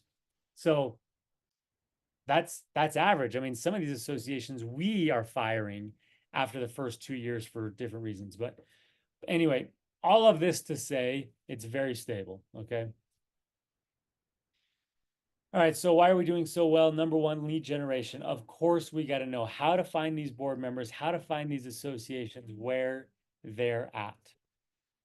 How do we present and how do we close contracts? I mean, look, if you're not in sales, that's fine. We're going to help you, coach you, guide you along the way. Strategic partnerships. I've got an example of what a strategic partnership means that I'll share with you at the end of the call. But Marianne, I was kind of in and out of Marianne's presentation, but I think she was kind of alluding to this fact that not only do we need to train you and coach you on managing properties, but we've also got to help you and coach you and guide, train you on owning a company, managing that company that manages the properties. Okay, so it's kind of twofold how we look at it. And with some of the strategic partnerships that we have in place, there's a lot of benefit that you get as the business owner in this industry. National data, what are the revenue streams? How are they changing? How are they evolving? Best practices. This really boils down to like providing quality service to these associations. And then ongoing research within the industry, within the organization. Okay, revenue streams. So the average association has 100 association, what we call units. At PMI, we call them units, but they're basically, you could call it homes. There's 100 homes in an association on average. Some of the associations that we're managing at PMI, they have 3,000 homes. Some of them, they've got 5 homes. It's just a private neighborhood, gated multi-million-dollar properties, and there's only 5 or 6 houses. But on average, there's 100 units in these communities. Everything that happens in that association, you're making revenue off of it. But the best thing that I can tell you as a prospective affiliate of PMI is that you will have 0 receivables on your management fee. What does that mean? It means that you're never going to be looking at your balance sheet and seeing, hey, these people owe me money for services I've provided. You are always paid your management fee. Let me go back one. You're always paid your management fee on the first of the month for services that you will be offering. You are the person, as the manager of the association, that is responsible for paying all the vendors of that community. Well, one of the vendors of the community is you. So you think about like the dynamic there, you are literally paying yourself from the association's funds. And we're not dependent on somebody paying their HOA dues or not. There's lots of money in the operating account, and that's where you're paid out of. But outside of the management fee, there's going to be all of these other things that are happening. Title requests. Anytime a home sells, whether you're doing the brokerage on it or not, you're going to be making revenue. And if you're taking notes, 10% of all homes in an association will sell on an annual basis. Project management. Think about repairing or replacing the roof on all of the condo buildings in the association. You are going to make a percentage of that total project by overseeing and coordinating that. Late fees, storage fees, software fees, vendor markup, of course, anytime a landscaper is involved, roofer, plumber, CPA, CPO, we are making money off of that. Extra on-site visits, administration fees, compliance inspections, gate management. So there's just so much happening in these associations, and we don't work for free. Nobody should be working for free. But we also render a superior product to your competition. And I am so confident in that. When we close these associations and we take them on, we hear all the time complaints about their current management company. So it's rarely a conversation about cost, price, nickel and dime. It's just they want the job done right. And that's what we do here at PMI. And how we price these associations, how do we sell the services to them it depends. Like some associations, they want to see every little item on what we're making and what we're charging, and no problem. We got a proposal for that. We got another proposal where it's just all baked into one thing and they pay one fee and they get all of this included. But we're going to make sure and take care of you as a franchise owner that you're capitalizing properly on the opportunity before you. We have an app. We are launching in the next week, actually, our new app, which is full AI capabilities. Obviously, this has our old branding. We're going through a rebrand right now, so that'll be updated. But in the next week, we're going to have this, which means that any homeowner, any board member doesn't need to call you or call your staff about every little question. The AI that's built and the engine that we're built on with this is that they can ask any question that they have about your company, your business, processes, the association, the dues, the timelines, due dates, reservations of the clubhouse. All of that is going to be at their fingertips right on the app on their phone. It's actually incredible what we've built, and our boards and our owners have access to that. Okay. I just want to highlight a few of the people that I work with. This is Brianna Davis. We call her Bree. She's got a PCAM.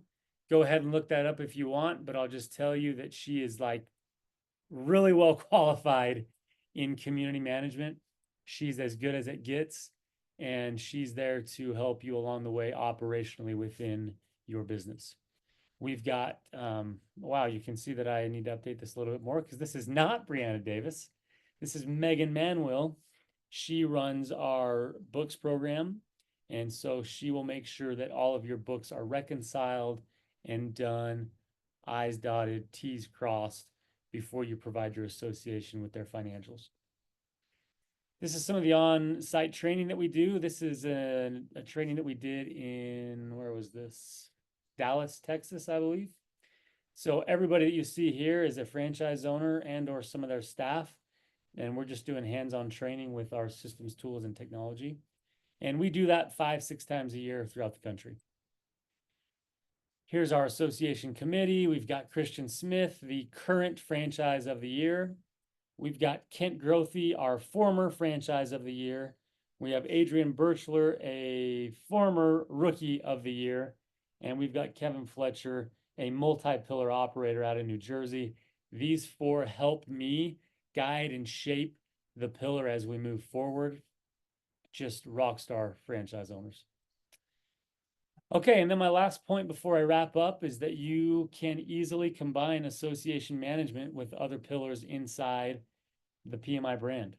And I think that there's two things that offer power to the PMI brand and to you as a franchise owner. One is that we're a national brand with local ownership. And two, we have multiple pillar offerings. And so if you just think about it generally, if you're taking notes, 30% of the units within an association are going to be rental properties. So it's pretty easy that when you get this thing rolling and you're ready to add another pillar, you're going to have direct access to the investors within your associations right there at your fingertips.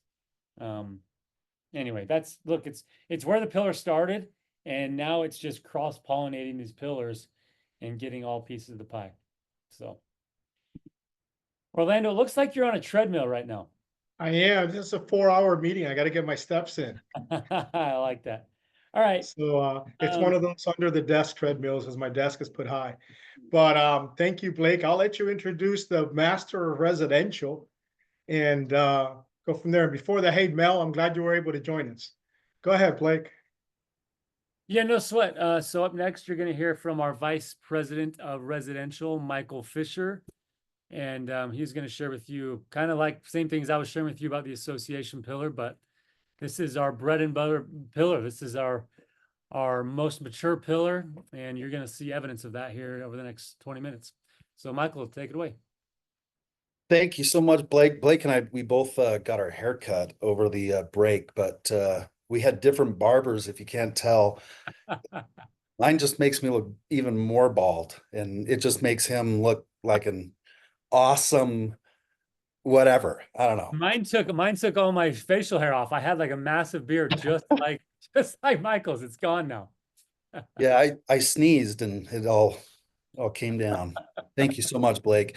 Thank you Yeah. everybody for being here. I always get excited for these because I remember what this was like starting my own property management company for me, and it was scary. And so I wanted just to open it up real quick for those, if you could just turn your mics on at least. I'd love to see you, but if you could turn your mics on, that'd be great.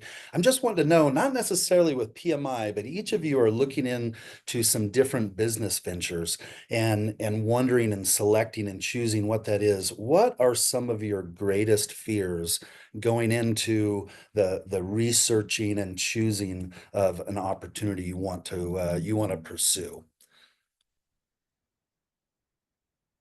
Hi, Mike. This is Ray Diaz. I've been listening to Blake, and the question you're asking was really something that was coming up during his presentation, which is I'm an experienced business owner. I've been around the block a couple times. I'm very excited about the real estate management because I do believe it's part of this new trend, and as home ownership becomes a little more complicated and as complex as our lives are already, the need for professional managers is growing every time.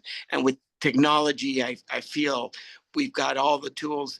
But something that keeps coming up as a question, as a candidate to be a franchise of yours, is the word credibility. I've heard already a few times that people that have no experience in property management have closed these wonderful deals. Right now, with Blake talking about the HOA, that kind of gave me a little bit of a light of hope. But how, as for me, marketing and establishing yourself and establishing a credibility with property owners, which is usually a very important part of their life. It's part of their equity, their wealth. And how do you convince people to put their property in your hands?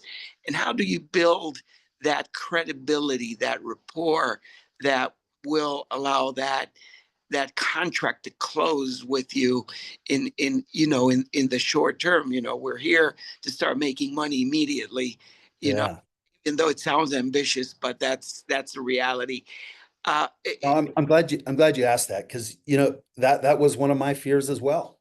Is how do I get that credibility? How do I scale my business? I was a wrestler, then a roofer, then into property management, right? And so I definitely had that fear. Us wrestlers, we aren't known exactly for our charisma or we're not exactly known for that. And so that was definitely a concern of mine. Anybody else? Any other fears or concerns going into a new venture? Hi, Michael. Going into a business that I don't fully understand, I guess one of my biggest fears is facing problems that I have no idea how to solve. Excellent. Great one. Well, I'm going to, during my presentation, I'm going to share with you kind of a little bit of a story. And this is a story of me and getting into property management and some of the roadblocks and some of the things that I ran into and what we've done here at PMI to be able to alleviate those same concerns and those same fears that I had. I had a roofing company. I sold it. I moved to Utah, and I decided I met a guy in a living room, and he talked to me about property management. So in 2005, I started working in property management, and it was kind of new for me. And so I kind of got my feet under me, understanding a little bit about how the industry works. In 2008, I decided to start my own company. Right in 2008, what great timing. I decided to start my own property management company, and I was scared to death. my wife and my in-laws especially, they all thought I was crazy, and I was. I sold the house that we were living in. I lease optioned it, did a double closing, sold it, got an agreement to rent it back from the person, and I had $40,000 to start my business. I had 3 kids, I had a wife and 3 kids, and rent to pay, and I was scared to death. And I had to go out into the world and figure out how to do all of these things. Before that, I mentioned I was a wrestler. One of the things I learned as a wrestler, I learned from this little 101-pound sophomore named Ben Vombauer. And Ben Vombauer, he came in our room. I was a junior in high school, and he came in our room and he said, I'm going to be a state champion. Well, there's one thing. Our high school had never, ever had a state champion ever before in the history of the school. And so we kind of laughed, but he kept winning. He ended up having an undefeated season, went into the finals, wrestled Cosman Bishop, who had legs cut off at his knees. So it made him a 101-pound monster. And I sat in the stands because I'd already been put out of the tournament, and I watched Ben Vombauer win that tournament. And as I looked at that, sitting in the stands, I looked at him and I was like, you know what? I don't have to figure it all on my own. All I have to do is find somebody who's having the success that I want to have and do those same things. And so when Ben went to practice, I went to practice. When Ben went to a tournament, I went to a tournament. And that is the way it is here at PMI. And that's one of the greatest things that overcomes many of these fears and concerns. How do I scale my company? And so I'm going to go through just a little bit about what we do here in the residential pillar. The moment that you sign that agreement all the way through success. So the first thing you're going to do is you're going to be introduced to onboarding, the residential onboarding, and you're going to be set up with one of our team members who's going to meet with you every single week and help you to know and do the things that I didn't know how to do. I didn't know how to set up a business. I didn't know how to start a website. I didn't know how to advertise. I didn't know how to do any of those things. I had to figure all of those things out on my own, but not here at PMI. You see, we've already walked that path and figured those things out. And so that onboarding process will help you to set up your business, make sure you have all the proper licensing, make sure all the state and local regulations are met and all of those things. And you'll begin some training about property management.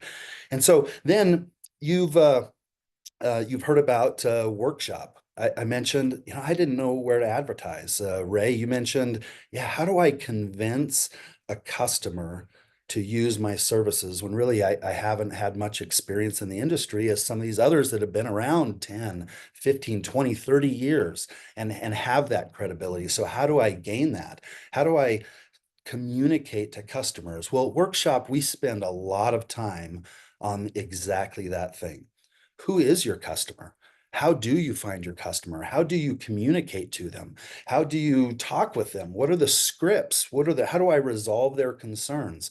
What is the PMI way for managing properties, and how do I communicate those things to my future customers? We'll introduce you to our CRM system, and that'll help walk you through not only the sales process, but also the actual management of your company. So as I started this business, I started having success. I was able to support my family, and I was managing about 75 doors. And it came time to where it was just too much for me. I didn't have somebody telling me who I needed to hire next or what I needed to do. So I did what a lot of people do, and I turned to family, and I hired a couple of brother-in-laws, and they came in and they started helping me. And I just had these frustrations, and I didn't know how to train them, and I didn't, and so they mess things up. And it just seemed like every time I had somebody else do something for me, there was always this risk that it would be messed up. Some customer would be upset, and that's the way it was. And so one day I called my dad and told him about what was going on. And my dad, he's not much of a talker, and he just said, "Well, Michael, sounds like you just need to become a better leader." And I was like, Jeez, I hung up that phone. I was so mad. I was like, man, my dad, he just doesn't get it. He doesn't get me. He wasn't listening to me, but he was. He was right. And one of the things I learned is that every plateau that I reach in my business, that plateau is there and requires me to become a better leader in order for me to go to the next level of my business.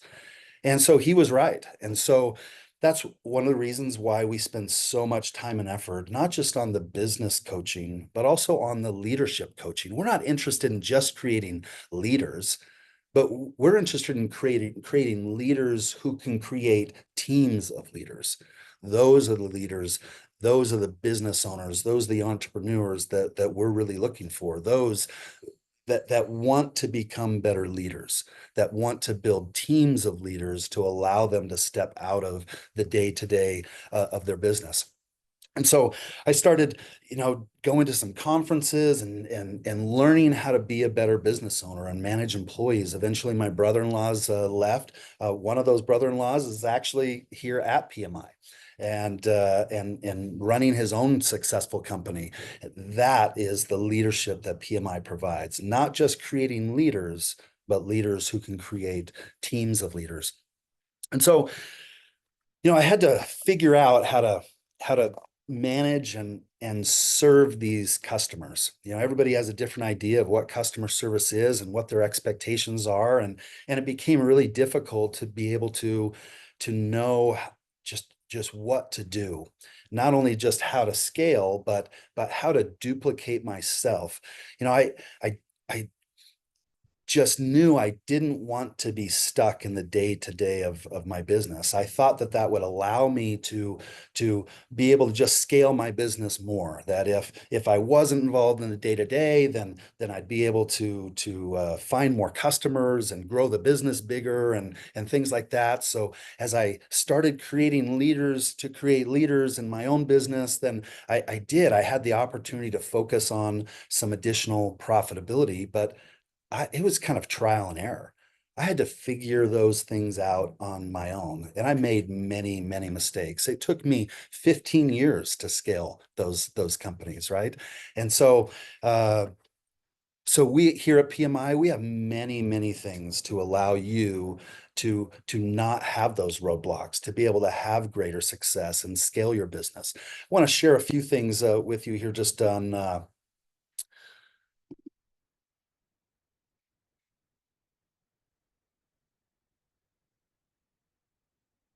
this PowerPoint here.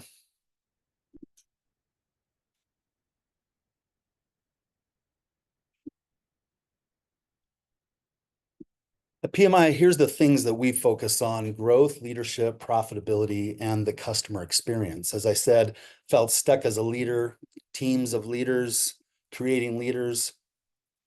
I didn't have a blueprint for this success. I didn't have a Ben Vombauer as a junior in high school who won a state championship to know how to do this. And so I had to learn how to scale that business and know when I should hire and that's why we provide one-on-one coaching. That's why we have our FBCs, who our franchise business coaches, who you're going to hear from later. See, I didn't have those, and those are the individuals in the company that are able to help you to overcome these things. They'll talk to you about the 7 portfolio multipliers. We'll talk about many of these during workshop and many of these all throughout your time here at PMI. So I didn't know how to duplicate myself. Here at PMI, we understand that.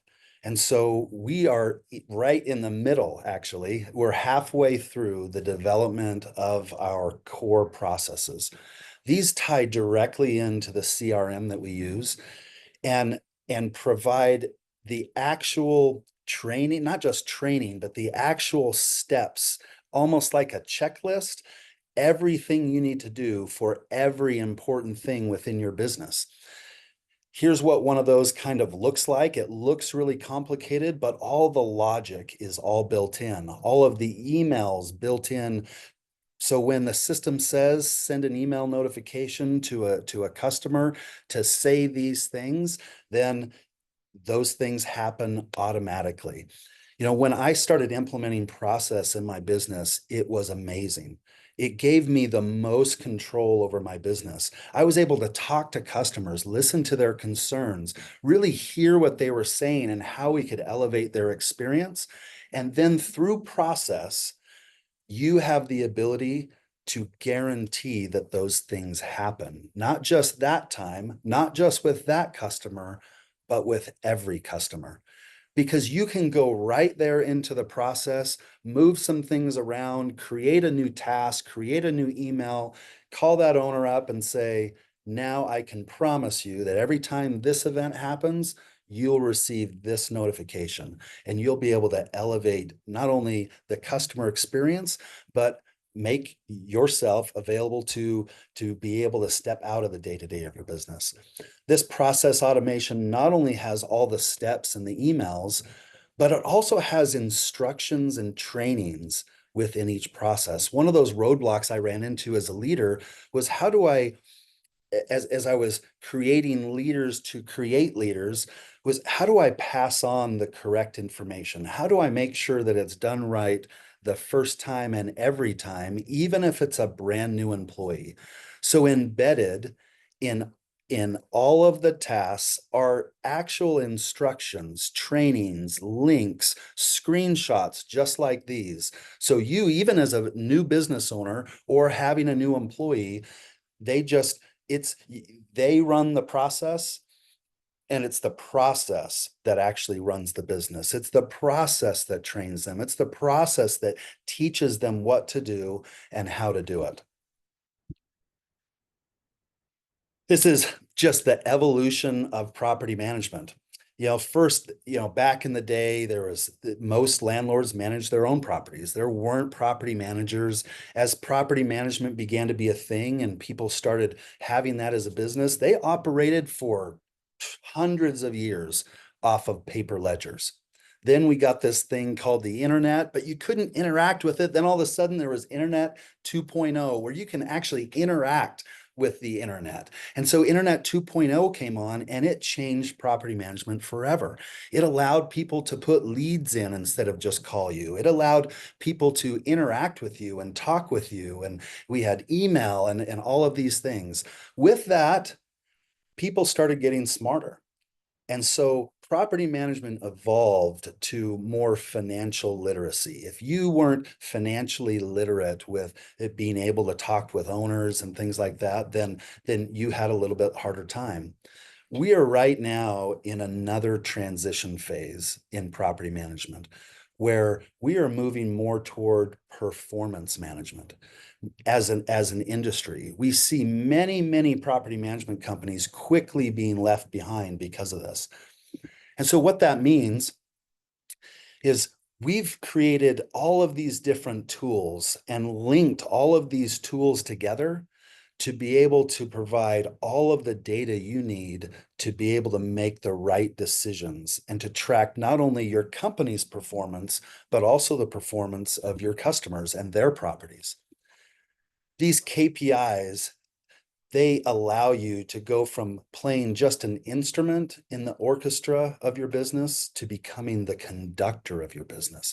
It allows you to see all the things that are going on with leasing and the leasing numbers and vacancy and marketing and what leads are coming in and how many are we selling. So how many people do we need to hire in the next 3 months to be able to scale and provide for the needs of our customers. All of this different information coming in to these KPI dashboards to allow you to make the best decisions possible for your property immediately. There's so much power here at PMI with our cohesive tech stack, a network of providers and vendor partners that we have to be able to provide different services, whether it's syndication out to Zillow and all the other advertising websites, or how do I do inspections? Who could do inspections? What are some of the maintenance providers with over 50 different streams of income? I can't even begin to describe how industry changing that is. how it puts you in the driver's seat to be able to have so much more success than your competitors, to be able to put more marketing into it, into your more money into marketing, to be able to compete at higher levels with in your local markets. But what does all of that mean for you? I'm not sure. All of us have different whys, and my why was really discovered along the way. I thought I wanted to be a business owner. I had some ideas about what that meant. But the thing I learned that it really meant for me, and the thing that we are is so ingrained in the culture at PMI, is it's really about freedom. It's about creating the life that you want for yourself, for your family. If it means helping other people, it puts you in a position to have the freedom to help other people with the money you provide. I loved having the freedom as a business owner to help my employees to accomplish the things that they want to accomplish. And I cannot wait to help you accomplish the things that you want to accomplish here at PMI. Orlando, do we have time for a couple questions in case I didn't? Okay, yeah, real quick, just a couple questions before we jump into one of our stars here at PMI. Any questions I did not cover about the residential pillar that you guys are having questions about? Talked about onboarding, workshop, leadership, KPIs. Any questions at all?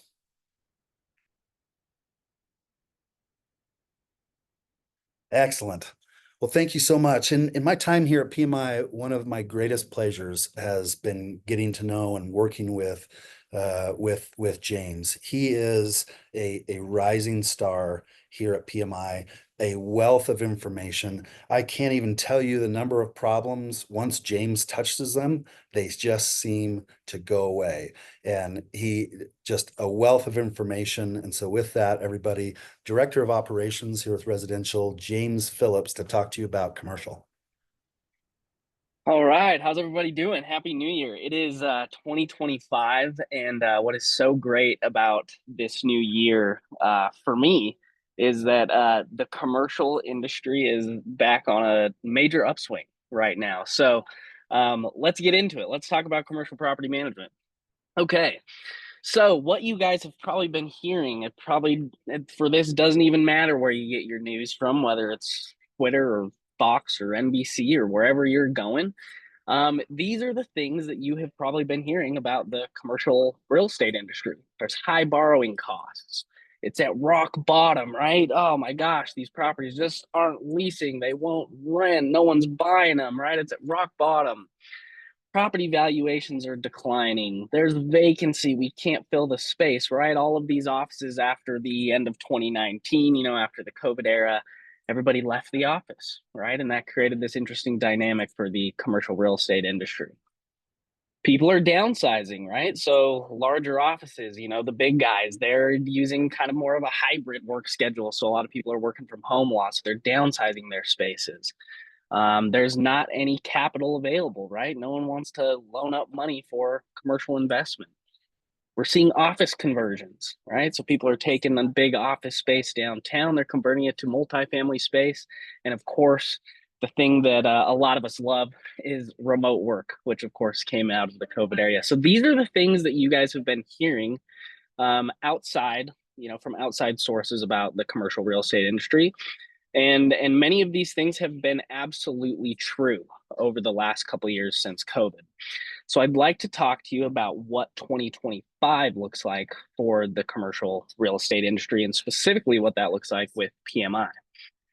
So of course, we keep our eyes on many different reports that are coming out that commercial real estate industry experts are providing on of these things, and we're also looking at our own data to conglomerate this. And so as we looked at 2024, 27% of these professionals within the commercial industry saw great opportunity. Okay, so essentially 2024 was kind of a dead year in commercial real estate. Only 24% of individuals working in this industry saw a lot of opportunity coming. Now that is where the shift happens, right? There is this massive shift from 2025 back up to 70%. Now, there are many factors there. One of the big ones being, and maybe you heard this, maybe you didn't, is back in September of 2024. Gosh, it's weird to say 24, 25.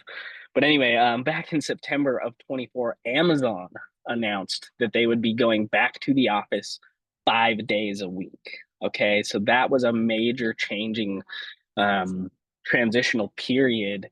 And that is why now our experts within this industry are showing such opportunity, right? People are going back to the office. That transition that we've been talking about for the last couple of years is happening, right? Amazon just did it.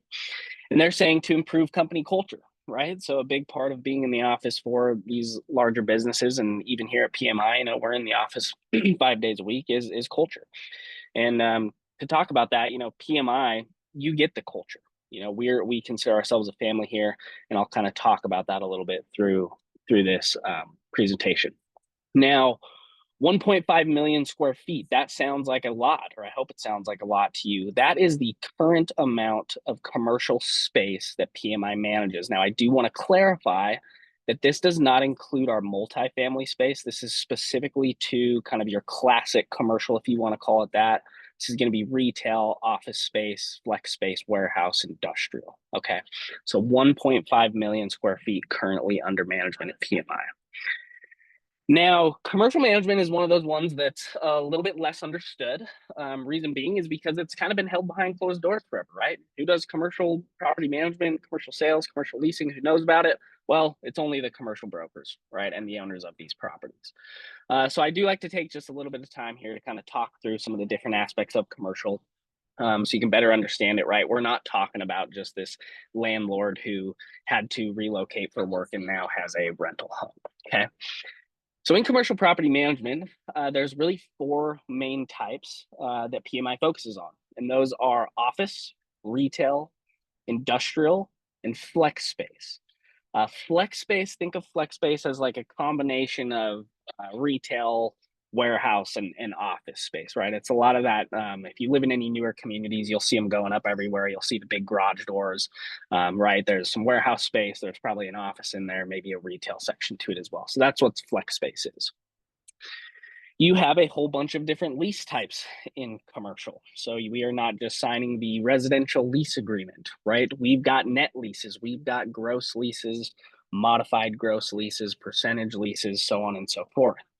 Now, what's interesting about the leases in commercial property management is it has a lot more to do with what we call highest and best use.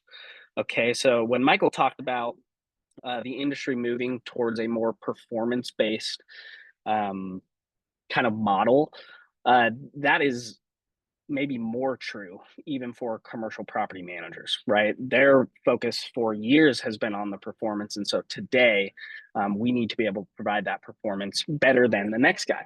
And that goes along with highest and best use. So to give you an example of that, if you have a corner store on the busiest street of downtown, you're not going to go down there and lease that to an insurance agent, right? And some insurance agency.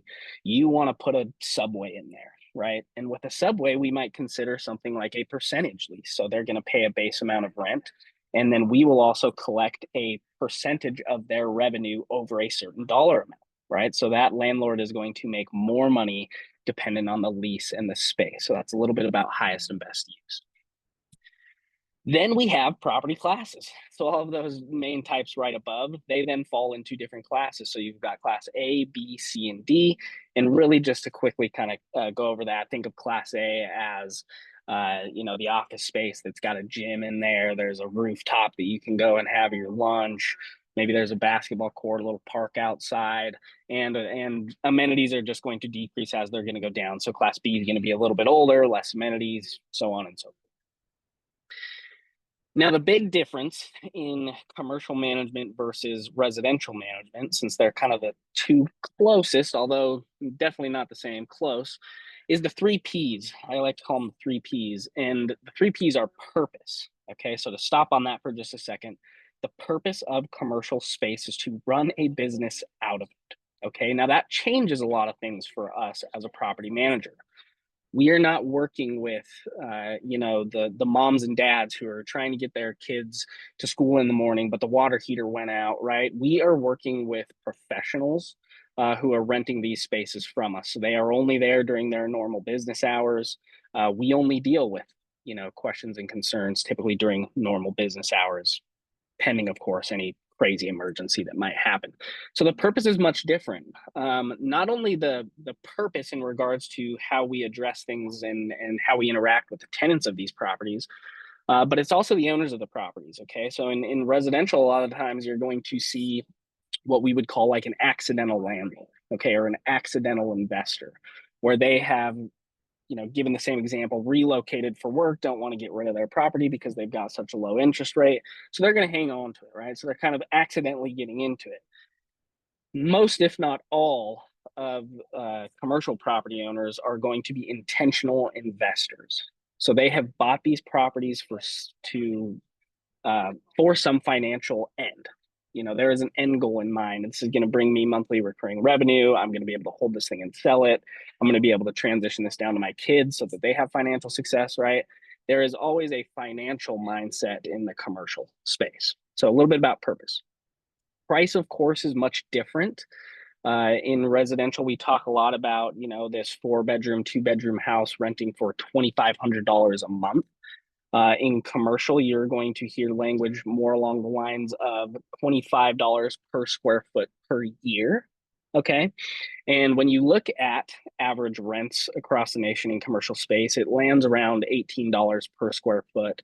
So when you're talking about managing a 20,000 square foot, retail strip mall, you can do the math there and you can, figure out how much rent is going to be collected on that property. The price is much higher.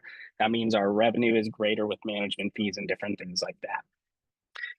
Perception might be the most important one of all here. Perception is so important because as you look at these commercial investors, and we'll talk about their profile in just a moment, they know they need property management, but they don't trust just your everyday property manager to manage this property. And so part of what you get with PMI through our marketing materials and everything like that is helping position you as almost more of like an asset manager in regards to their property's performance, right? So we've really gone deep with identifying who that customer is and what their needs are. And of course, all of the marketing communication through our lead campaigns and things are going to speak to that. So the perception is such that, property management is a blue collar industry and many property managers can't handle commercial property management. And here at PMI, we are absolutely changing that perception. Okay, so let's talk about this commercial property owner. We've done a lot of research here over the last, the course of 2024 to find out exactly who this commercial property owner is. And we know a couple things. Number one, like I was talking about, the purpose is different for them, right? They are intentional with their money. They've bought this property for some means to a financial end. They're savvy. These guys and gals know what they're doing. Okay, so they are savvy. They understand our industry. They're familiar with it. Most importantly for us and for you guys is they know they need property management, right? A commercial property owner doesn't want to typically be dealing with the day-to-day of things, right? They want to sit back and collect their check. They want to let this property perform for them over time. And so they know they need property management.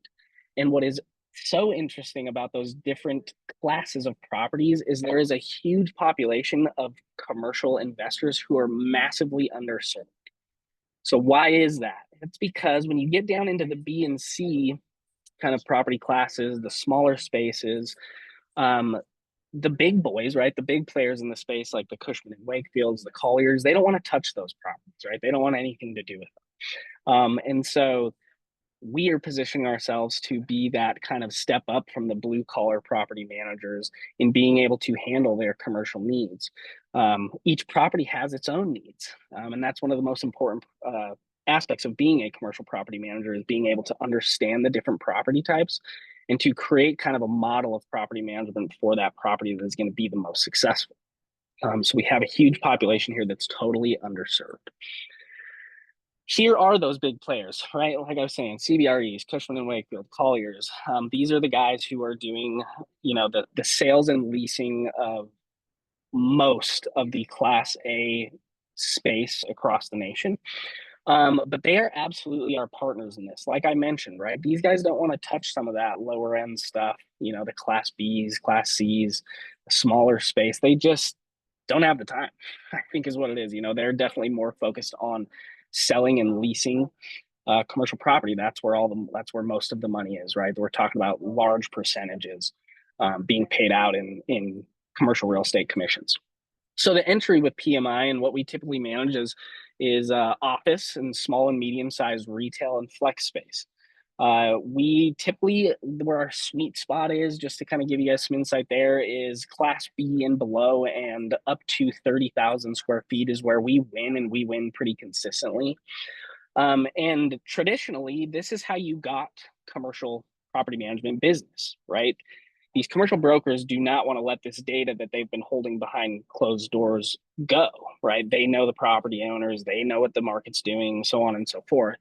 And so traditionally what we were doing is, you know, working directly with commercial brokers who were not offering property management services. And that is how we were finding our kind of niche into the market. And that is still true today. The relationship with the commercial broker is still a really important one today. But again, they are more focused on the leasing sales versus the management. So we want to talk to these guys. We want to be friends with them. We want to be, you know, going to lunch with them, grabbing coffee, going to the golf course, you know, whatever it may be, to develop relationships and get that business that will trickle down. What's really funny that I always find about these commercial brokers, you know, is in most areas, they are not going to be licensed any different than you would be, right? They carry the same real estate sales license that you would carry. But once you get into that commercial space, it's kind of like the old boys club, right? So if you were to go in and say, oh yeah, I've got the same license as you know, we're both realtors, they'd probably walk you right out the front door because, you know, they're commercial brokers. They want to be identified that way. So the relationship with the commercial broker. Now let's talk about the data. So just last year, and this system may be familiar to you guys, maybe not. Just last year, we signed a strategic partnership with a company called Crexi. Crexi is kind of a data conglomerate, and having that data available to us is really the key to unlocking opportunity in this market. So what does Crexi allow you to do? It's going to help you generate leads. So we're going to be able to identify commercial properties based on their type, the type of space that they are, the class that they are, and we're going to target those ones that we win consistently. So we can identify those property owners. We can get contact information out of here. It's really impressive what Crexi has done, to be honest. Not only that, but of course, we need to act as an expert within our commercial markets. And so Crexi and our strategic partner provides many of those data tools for us to be able to generate market analysis, present to a commercial investor how much their property is going to rent for, estimate their days on market. And what we can do with all that data is then create this financial pro forma of the property. Okay, so let me talk a little bit about that. So now we've got a lead. Let's say we've got a lead. What happens next? We've got a couple touches here, and this is very much a summarization of, you know, the CRM process itself through Lead Simple. But of course, first we're going to start asking questions. You know, why did they own commercial property? Do they have plans for it? Is it performing financially, or is it not? So we kind of want to get to the core of maybe some of the pains they're experiencing with their commercial property. The next thing that we want to do is based on what they're telling us, maybe it's vacancy, maybe it's, you know, maintenance that's giving them a hassle. We now want to run some numbers for them. So we want to use that data that we're able to collect out of Crexi. We want to prepare an analysis of the property and almost create, you know, the projected increase in this property's financial success, not just based on the rental amount and the cash flow that they might receive monthly, but also the equity that they're going to gain in that property over time. So we want to paint that timeline out for them.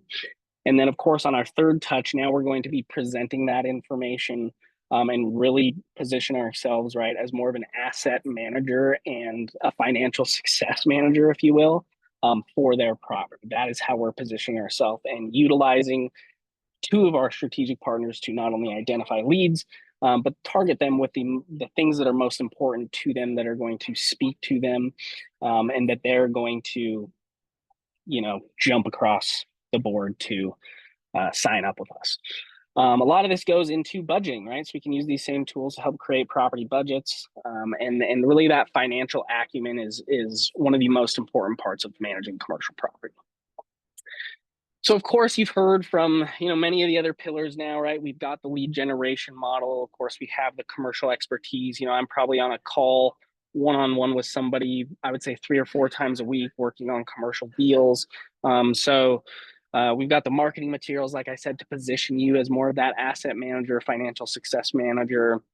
The one thing that I do want to touch on is, because of this financial acumen and maybe the complexity of it, we have our PMI books team. So our PMI books team works in all the different pillars. We have a PMI books team across the board, but specifically to commercial, it's so important because where you will lose commercial property quickly is if you provide bad financials. So our team is trained in their ability to provide that, to perform CAM reconciliations and different things like that. So they're here to help you. Now, you might have gotten interested in PMI because we have the knowledge, we have the tech, and we have the processes. And of course, joining with PMI, we would provide all these things to you. But what you might not be considering is that where we really live is right in the middle. Okay. So after you've been, trained and coached and you have some knowledge, that you've signed up with the tech providers that we've identified who are the best in the industry and going to allow you the best opportunity for success and giving you the process to manage all of these things, we still live right in the middle. Okay. So we're holding hands with you throughout this entire journey. We're going to help you if you ever get a lead. We're going to show you how to use the different strategic partners that we have, help you create a revenue model that's effective for you, and ultimately help lead you to success. The revenue model for commercial, I like to say it's a little bit less sexy than you might see with residential, right? In residential, you've got some of these different kind of little bit more obscure revenue streams, services that we're providing to tenants and owners. It's much more, I would say, out of the box with commercial. We're talking about management fees, lease renewals, maintenance coordination, construction management, software fees, administrative fees, preventative maintenance, which is such an important thing in commercial management to reduce maintenance expenses for commercial property owners. So what's really important, I think, with the revenue model when you are thinking about commercial is that you're going to spend about 1/3 of the time managing a commercial property as you would manage a residential home. So it's only taking you about 32% of the time to manage one commercial property as compared to one single family home. And that's really important when you talk about your profit margin, how much you're working, if you're working after hours, many of those different things. So we'd love to have you join us in this, get after these commercial properties and commercial property owners. We've got just over 100 operators who currently have commercial properties under management, and we're expecting that to grow significantly in 2025. So we'd love for you to join us. I think I got about a minute left here, Orlando, if I'm seeing that right. It looks paused, but I do want to just stop and open it up for a couple questions. You got a couple of minutes. We're running a little bit early, so you're good. Okay, great. Any questions, guys and girls?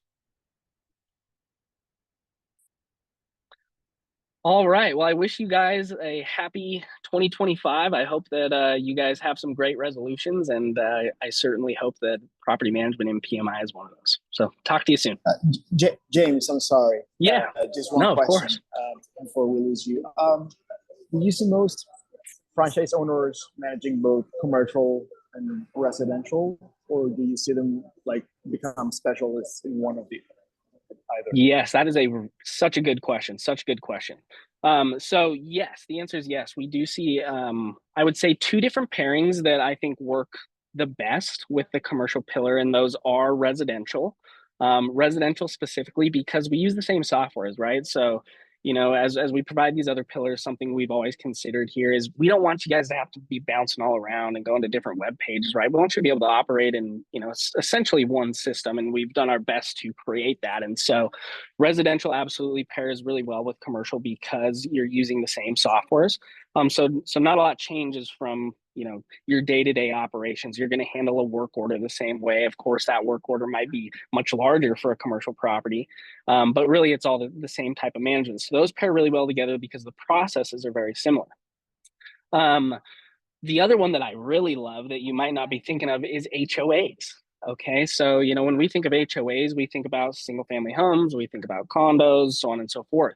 What people forget to realize is that there are many office complexes spread across the nation, that each space within this complex is owned by a different property owner, right?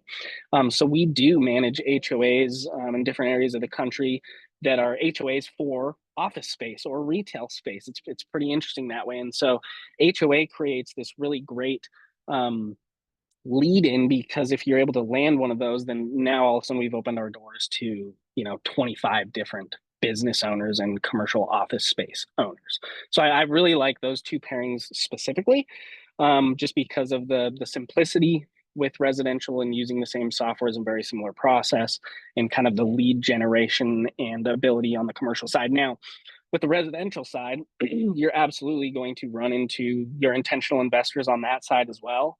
Those investors who have 5, 6, 12, 20, 50 single family homes that they own. And many of those investors have commercial property as well. So those two specifically, I think, pair the best. Awesome. All right, Orlando, back to you. Thanks, everybody. Thank you, James. Guys, thank you. We're towards the home stretch now. Thank you so much again for your time, and I hope you found it as beneficial, learning all about the different departments and different pillars. Now we're going to get into something that a lot of people always have questions about, especially at the beginning, which has to do growing quickly through acquisitions and the programs that we have for that. So our head of acquisitions is Aaron, and he's been doing, actually, I'm going to share something that you always share, Aaron. I want to take some of your thunder away. They do more management contract acquisitions than anybody else in the United States of America. So with that, Aaron, I hand it over to you. Feeling on my thunder? I mean, come on. That's all right. I know Hunter threw that on LinkedIn the other day too, but it is fun to, reflect on that a little bit as well. So yeah, let's jump into it. Did that quick screen share. Just give me a quick thumbs up if you can see that. Thank you. So yeah, just diving into acquisitions today. I want to keep just a super open format. If you've got questions, feel free to unmute, raise a hand, whatever you need to do. But yeah, we'll just keep it open, and just all about acquisitions. Obviously, if you're thinking about getting into the brand, setting some goals around acquisitions, I think is just critical. So yeah, let's dive in. Just some fun little quotes that we've stolen from over the years. Steroids for your business, market domination, fastest way to grow. 10x is easier than 2x. I don't know if anyone on this call subscribes to that book or that mindset.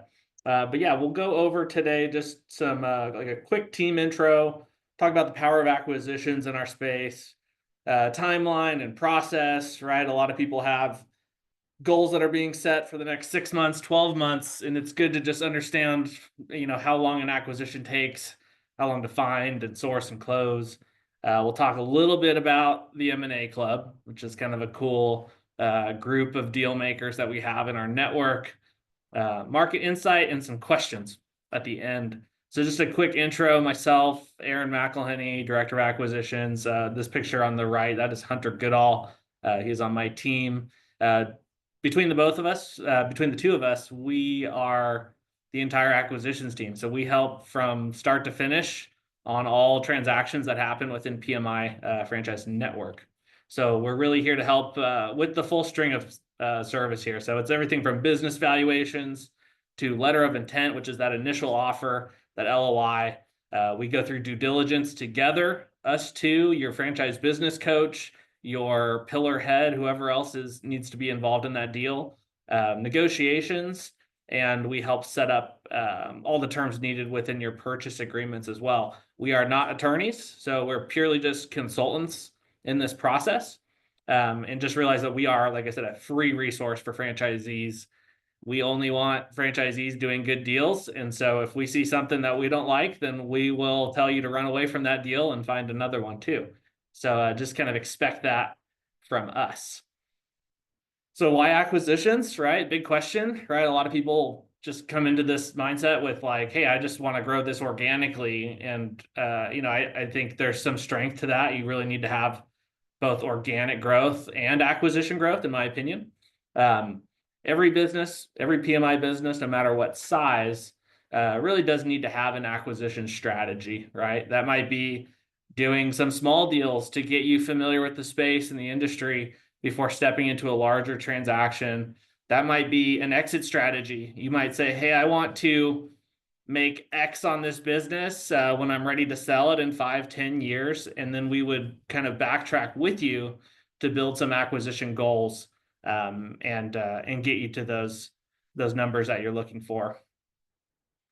So acquisitions absolutely means fast business growth. So let's talk about just the kind of deals that are out there. You know, when you're looking at acquisitions, you're usually looking at two types of deals, right? The public listings, those are the ones that are available online. People go to a bunch of public websites, the Biz Buy Sells, the Deal Streams, all of those. And those usually have 100 buyers looking at them, 20 or 30 or 100 or more buyers looking at those deals. And then there's the second type here, the off-market deals. And these are all relationship-focused deals and overall the best deals. So I'll dive a little bit more into off-market. It's a realize in our industry, most of the transactions are off-market. 94% of even just the PMI transactions that we do are all off-market. And so, you know, those websites, people look at them, they realize, oh, hey, those are kind of priced high. Because those public listings have business brokers on them, and they're usually making 10 to 12% on the deal. And so they keep those prices at super high market multiples. You're usually not getting any kind of seller financing or additional terms. Those are usually going, you know, I'd say a majority of cash at close. And so we focus on off-market deals because we're usually dealing directly with the seller. We can negotiate with them. We can typically include some amount of seller financing. Maybe not a majority of the transaction, but even if we can get 50% or 25% on a seller note, we're more likely going to get that when we have an off-market deal. So Orlando already kind of pitched this, but it's really cool to just reflect on it. And, you know, PMI really is the nation's largest buyer network for property management businesses. You know, we are currently 400 plus transactions. I think it's like 450 now almost. And so just realize that we do a pretty large volume of transactions across all business sizes, right? We have some that are small portfolio purchases, 5 to 10 contracts. We have others that are multi-million. And so there's just a wide range of deals out there, depending on what you need as a buyer. Let's say you can only afford a deal of X. There's probably a deal out there for you. We just need to find it. So let's talk about timeline.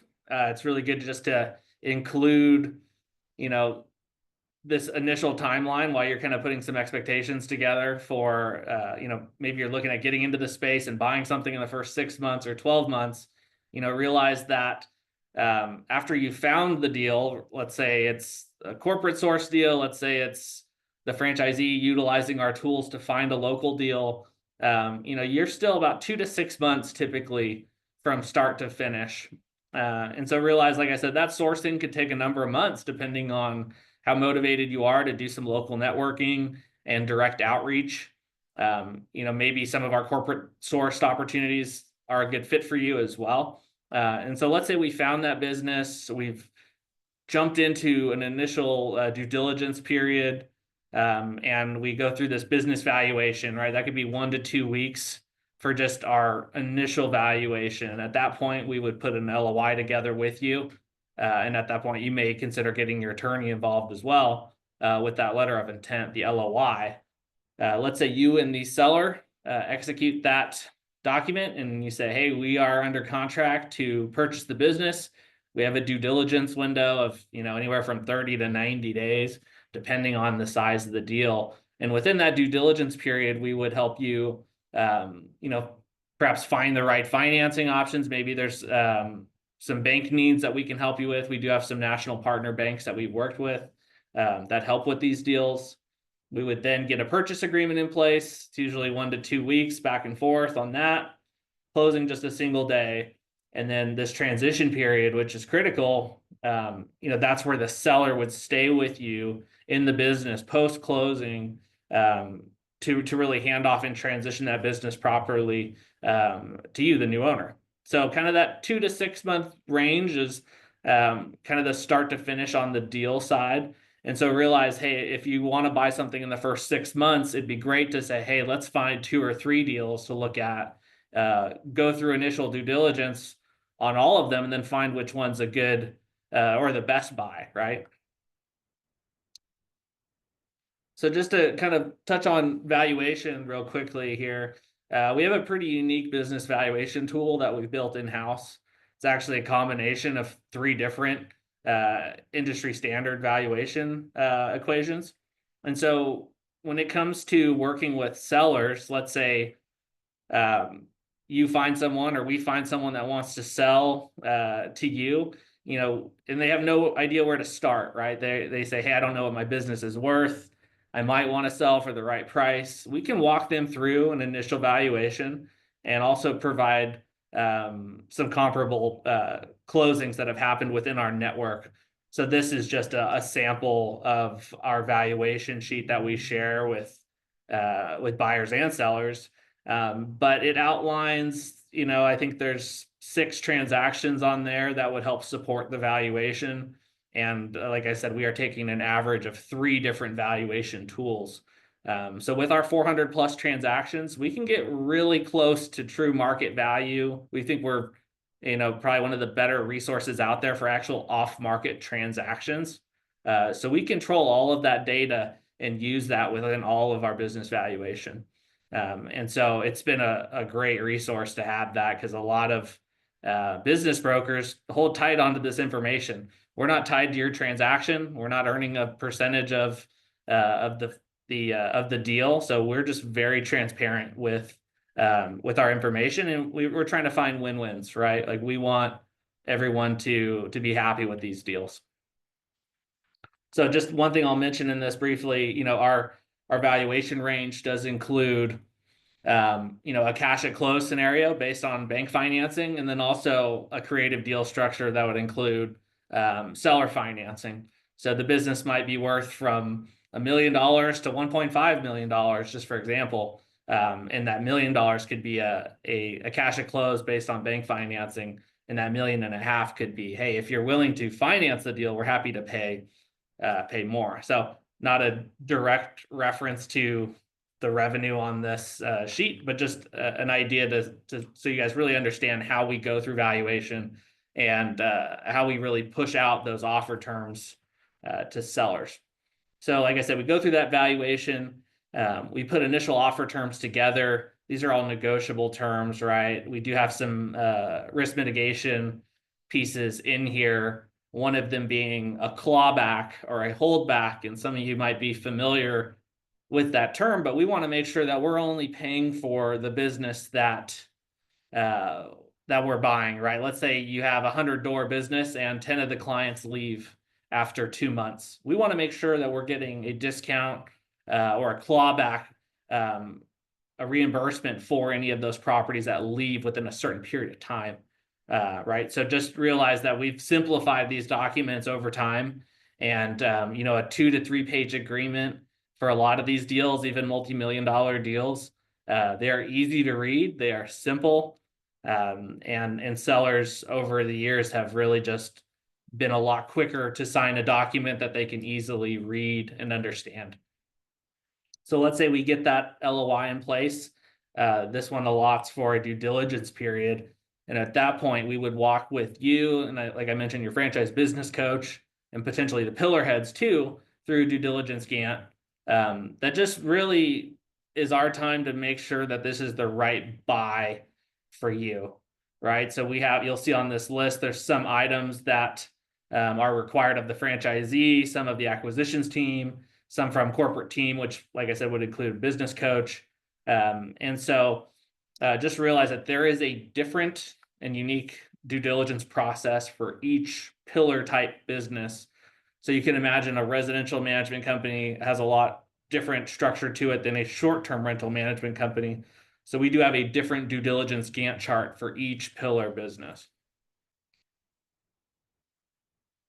So just some department totals. I think it's really just interesting for people that are just getting familiar with our brand. and, our entire acquisitions team, kind of what we do on scale. And, to date, that reflects over 12,000 residential doors, soon to be, pending tomorrow, around 13,000 doors, and then over 74,000 association units. We have a closing tomorrow for association as well. It's over 7,000 units, so we'll get over 80,000 tomorrow, and then over almost 400 now actually on the vacation keys, and over 330 commercial suites. So yeah, over 400 transactions. Like I said, I think it's approaching 450, and that's just an amazing amount of different sizes of transactions, right? Like I said, there's some small deals out there for people that want to get exposure to acquisitions and don't want to commit with a large jump first. And then there are some larger transactions, absolutely, that are available in that $1 million plus space. So yeah, just, be aware that there's a deal of every size out there. I got to pitch the M&A Club real quick because it's just a fun thing that our team does with franchisees that are doing transactions. For anyone that's actually doing deals that are 100,000 or more, this could be a portfolio purchase or a full business purchase. I mean, we cover your summit ticket, and we've covered many franchisees' tickets for multiple years in a row that just do a small deal every year. And so we cover that ticket, but we do have a larger threshold for the $1 million plus transactions. And this could actually be a combination of transactions. We have one franchisee that's done 4 deals that came up over $1 million. We have what's called the President's Circle trip. So every year we host a trip to a different location, and everyone that beat that $1 million threshold for acquisitions, we take on a trip. And just in 2024, we did a really fun trip over to Hawaii, and celebrated with our franchisees that were doing the $1 million plus. And then this year we're taking a group. We have 6 franchisees and their spouses, and we're taking all of them to Cancun, and they've all done $1 million plus transactions just in the last year. So just kind of a fun reward that we do for some people that are, really motivated to grow through acquisitions. We do have this cool kind of mastermind group in the President's Circle that you could be a part of as well. So I want to talk a little bit about some of these national partnerships, and I get a lot of questions from people looking at PMI and thinking about acquisitions. Like, how are we financing these deals? Like, where's the money coming from? Is it all cash? Is it bank notes? Is it SBA? Is it, other less traditional bridge products? And just realize that there are a number of great resources you have through PMI to help fund these types of deals. SPG Business Services, they've consulted on more than a handful of our $1 million plus transactions. They do SBA, they do other notes as well. Sync Capital is a group that focuses on association management, business acquisitions. Enterprise Bank, First Financial, Kiavi, these are all groups that have really good relationships with PMI and have been able to help step up and help our franchisees with acquisitions. So just realize, if there's a good deal out there, we've got plenty of good resources to help you finance these deals. And then I would also just say that in many cases, there are good local bank options that you might have available. Maybe you have some good banking relationships already, and we could definitely include those in our due diligence process as well. So just kind of some final thoughts. A lot of people they're curious to know more about acquisitions in our space, and I just want to give you just a little bit more insight as far as what we see on the franchisor side of the M&A team. We do see a lot of franchisees that are adding new pillars through acquisition. So you might think, hey, I want to start in association, but I really want to get into residential or STRs down the road. Consider building up a single portfolio, a single pillar, whether that's through acquisition or organic or both, and then using an acquisition to step into that next pillar, right? Getting immediate market share through acquisition. We are seeing franchisees that are expanding to multiple markets. The one we're closing on tomorrow is a new state for this franchisee. They've done 7 transactions in total. This will be their 7th, and this will be their 2nd state entry.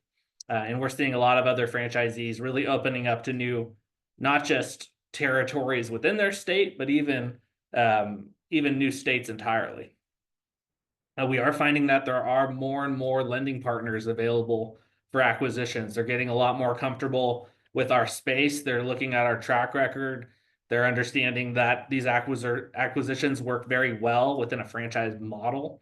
And we have seen new banks even step in, trying to, work deals with us to get our franchisees exposure to some of their new bank products too. And then we are seeing and I'd say this, I mentioned it briefly before, but using acquisitions as a succession plan or exit plan, we are seeing an increase in that where franchisees are looking at their 5-year plans and 10-year goals and thinking, hey, how do I get to those exit numbers by that time period? And usually that's going to include either an acquisition or a series of acquisitions as part of that exit plan or succession plan. So yeah, just a little bit of insight from me on that. I definitely want to open it up if there are any questions from anyone.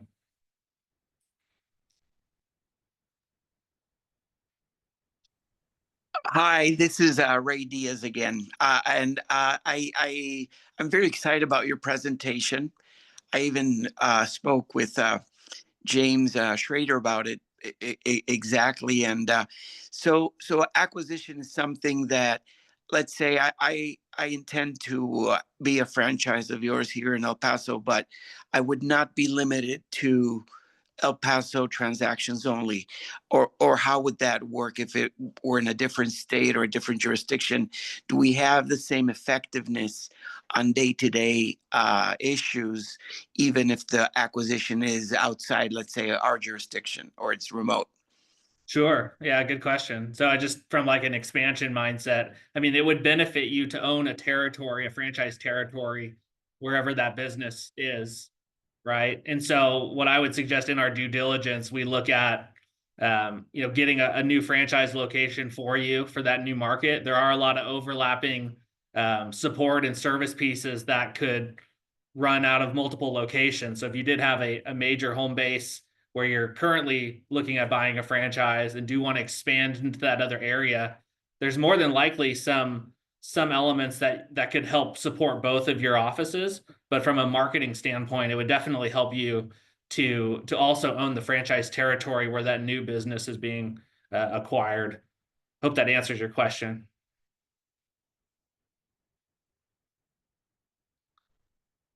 Yes, and by saying a new franchise location, meaning just replicate what I did, let's say, here in El Paso, in the area where the acquisition is being done. Exactly. Yep. Okay. Yep. And there's definitely some other benefits you would have, working with our team on that and setting up that new office location. Like there are some things we could simplify for that second location. Okay, got it. Thank you. It was enlightening. Thank you very much. Yeah, great question. Thank you. Any other questions for me before I hand this off to Greg?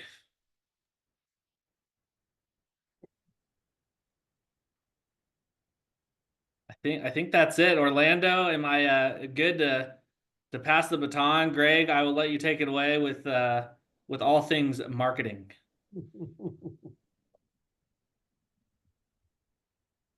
Great. So guys, Greg is the VP of Marketing. Fabulous. He just finished a whole rebranding at the end of last year, starting in September. His team is incredible. And he's going to go through his presentation. And I think most of your marketing questions will be answered, but please do ask questions throughout if you have any questions. Great. Take it away, Fred. Thank you, Orlando. Everybody see my screen okay? We're Awesome. good. Hey, you're on the homeward stretch here, everyone. So hang in there. We've got marketing, and then we've got Jeremiah and the business coaches coming on later.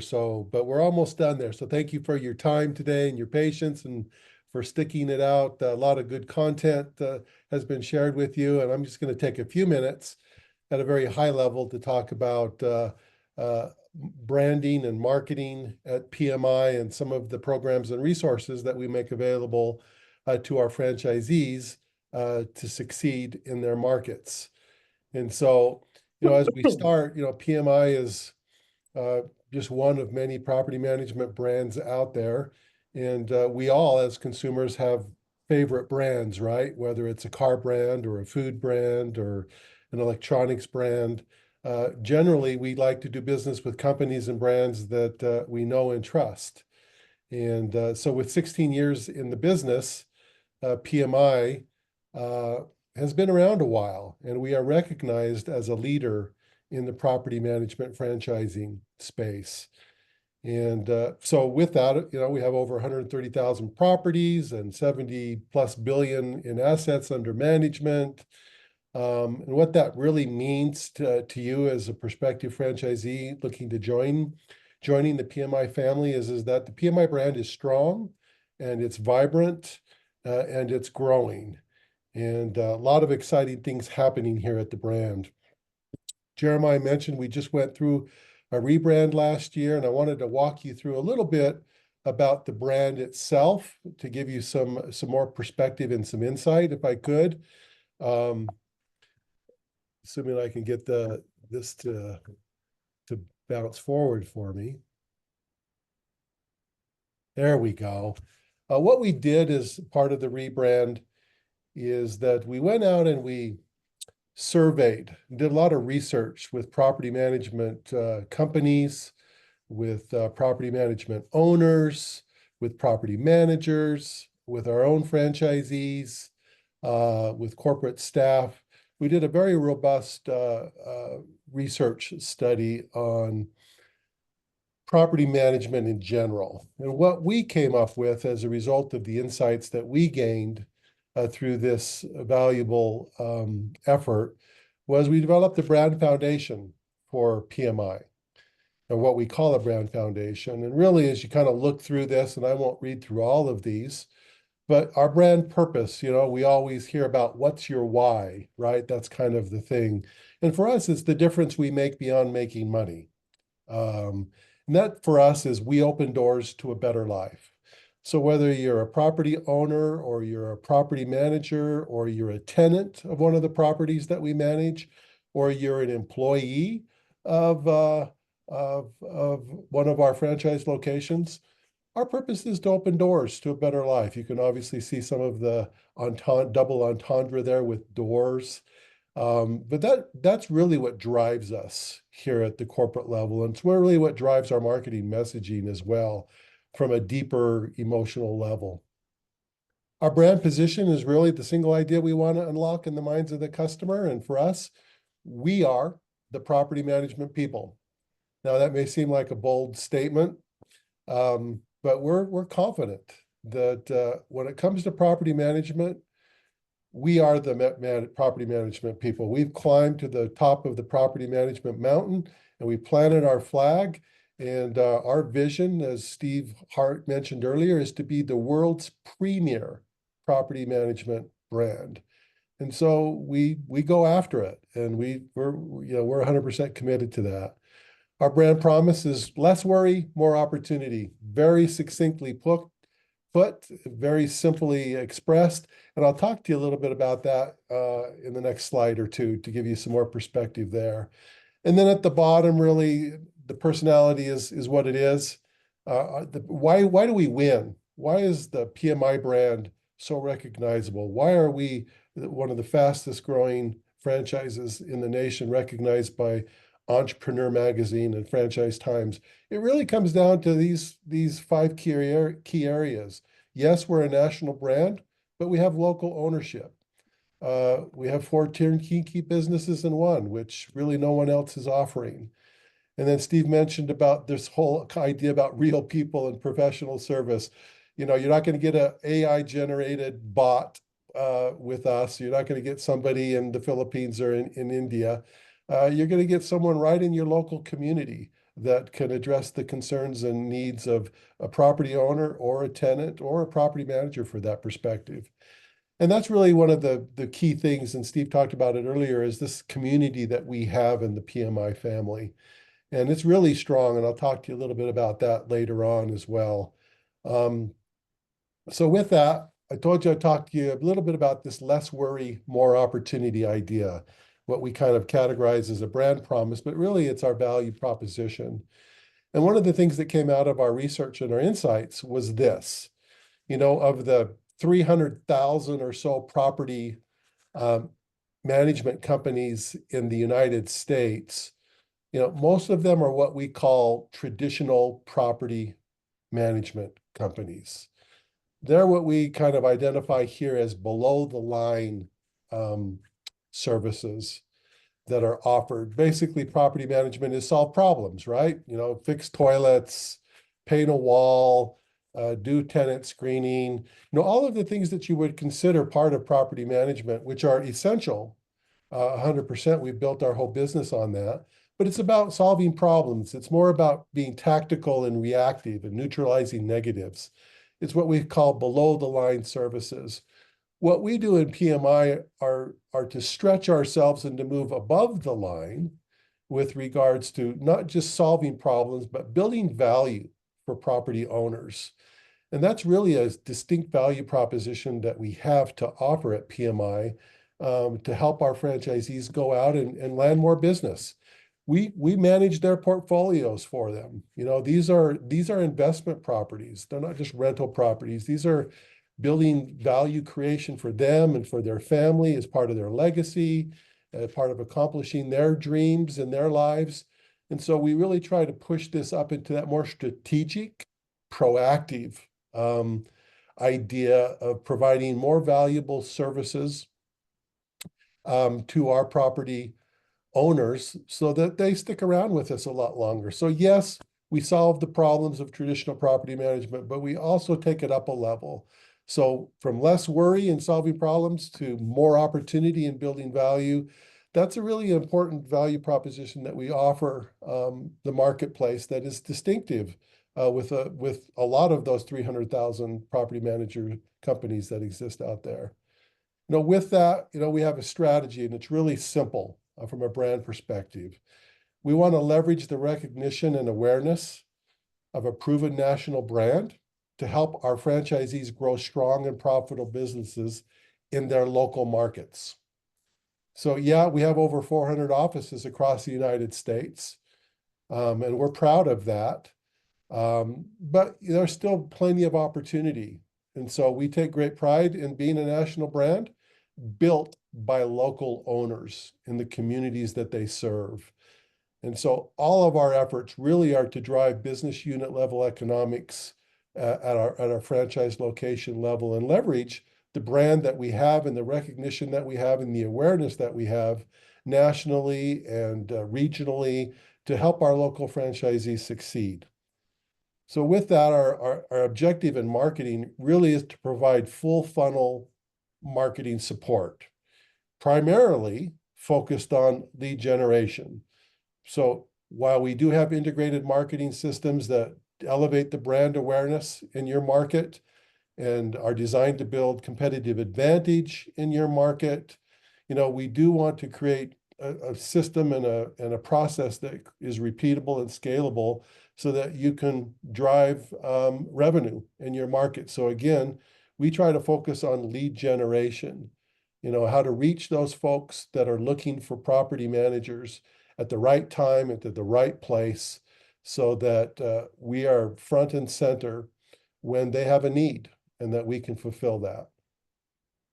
The opportunity, as you've already heard, is there's never been more renters and more rental properties and more properties commanding higher rents than there is right now. That is the state of the industry and the economy. And so we know property owners and investors are looking for professional in-market property management that they can depend on. And we want to be there at that time when they're looking for that. And so with that, for the PMI franchisee, this presents a huge opportunity to demonstrate to property owners how partnering with a proven and trusted national brand can help them protect, manage, and grow their real estate assets right in the community that they live in. And for the most part, many of their properties are in the same communities or close by. So I want to introduce you to some programs and resources that we have available to our franchisees that can deliver the results that our franchisees need to be competitive in their markets and to grow their businesses. So one, from a national perspective, we have a brand website. No doubt many of you have already been to that website and taken a look at that. The number one trafficked or visited aspect of that website is the property manager locator. So to find a property manager near you. And that's intentional. Again, while we support building the brand from a national perspective, our number one focus is to drive traffic to our location websites. And so all of the advertising that we do, whether it's Bing or Google or Facebook, is designed to drive traffic to this website, but ultimately to drive traffic to that location where they can get the answers that they need with a property manager that lives right in their communities. We have partner programs with Facebook and LinkedIn and Google and Bing.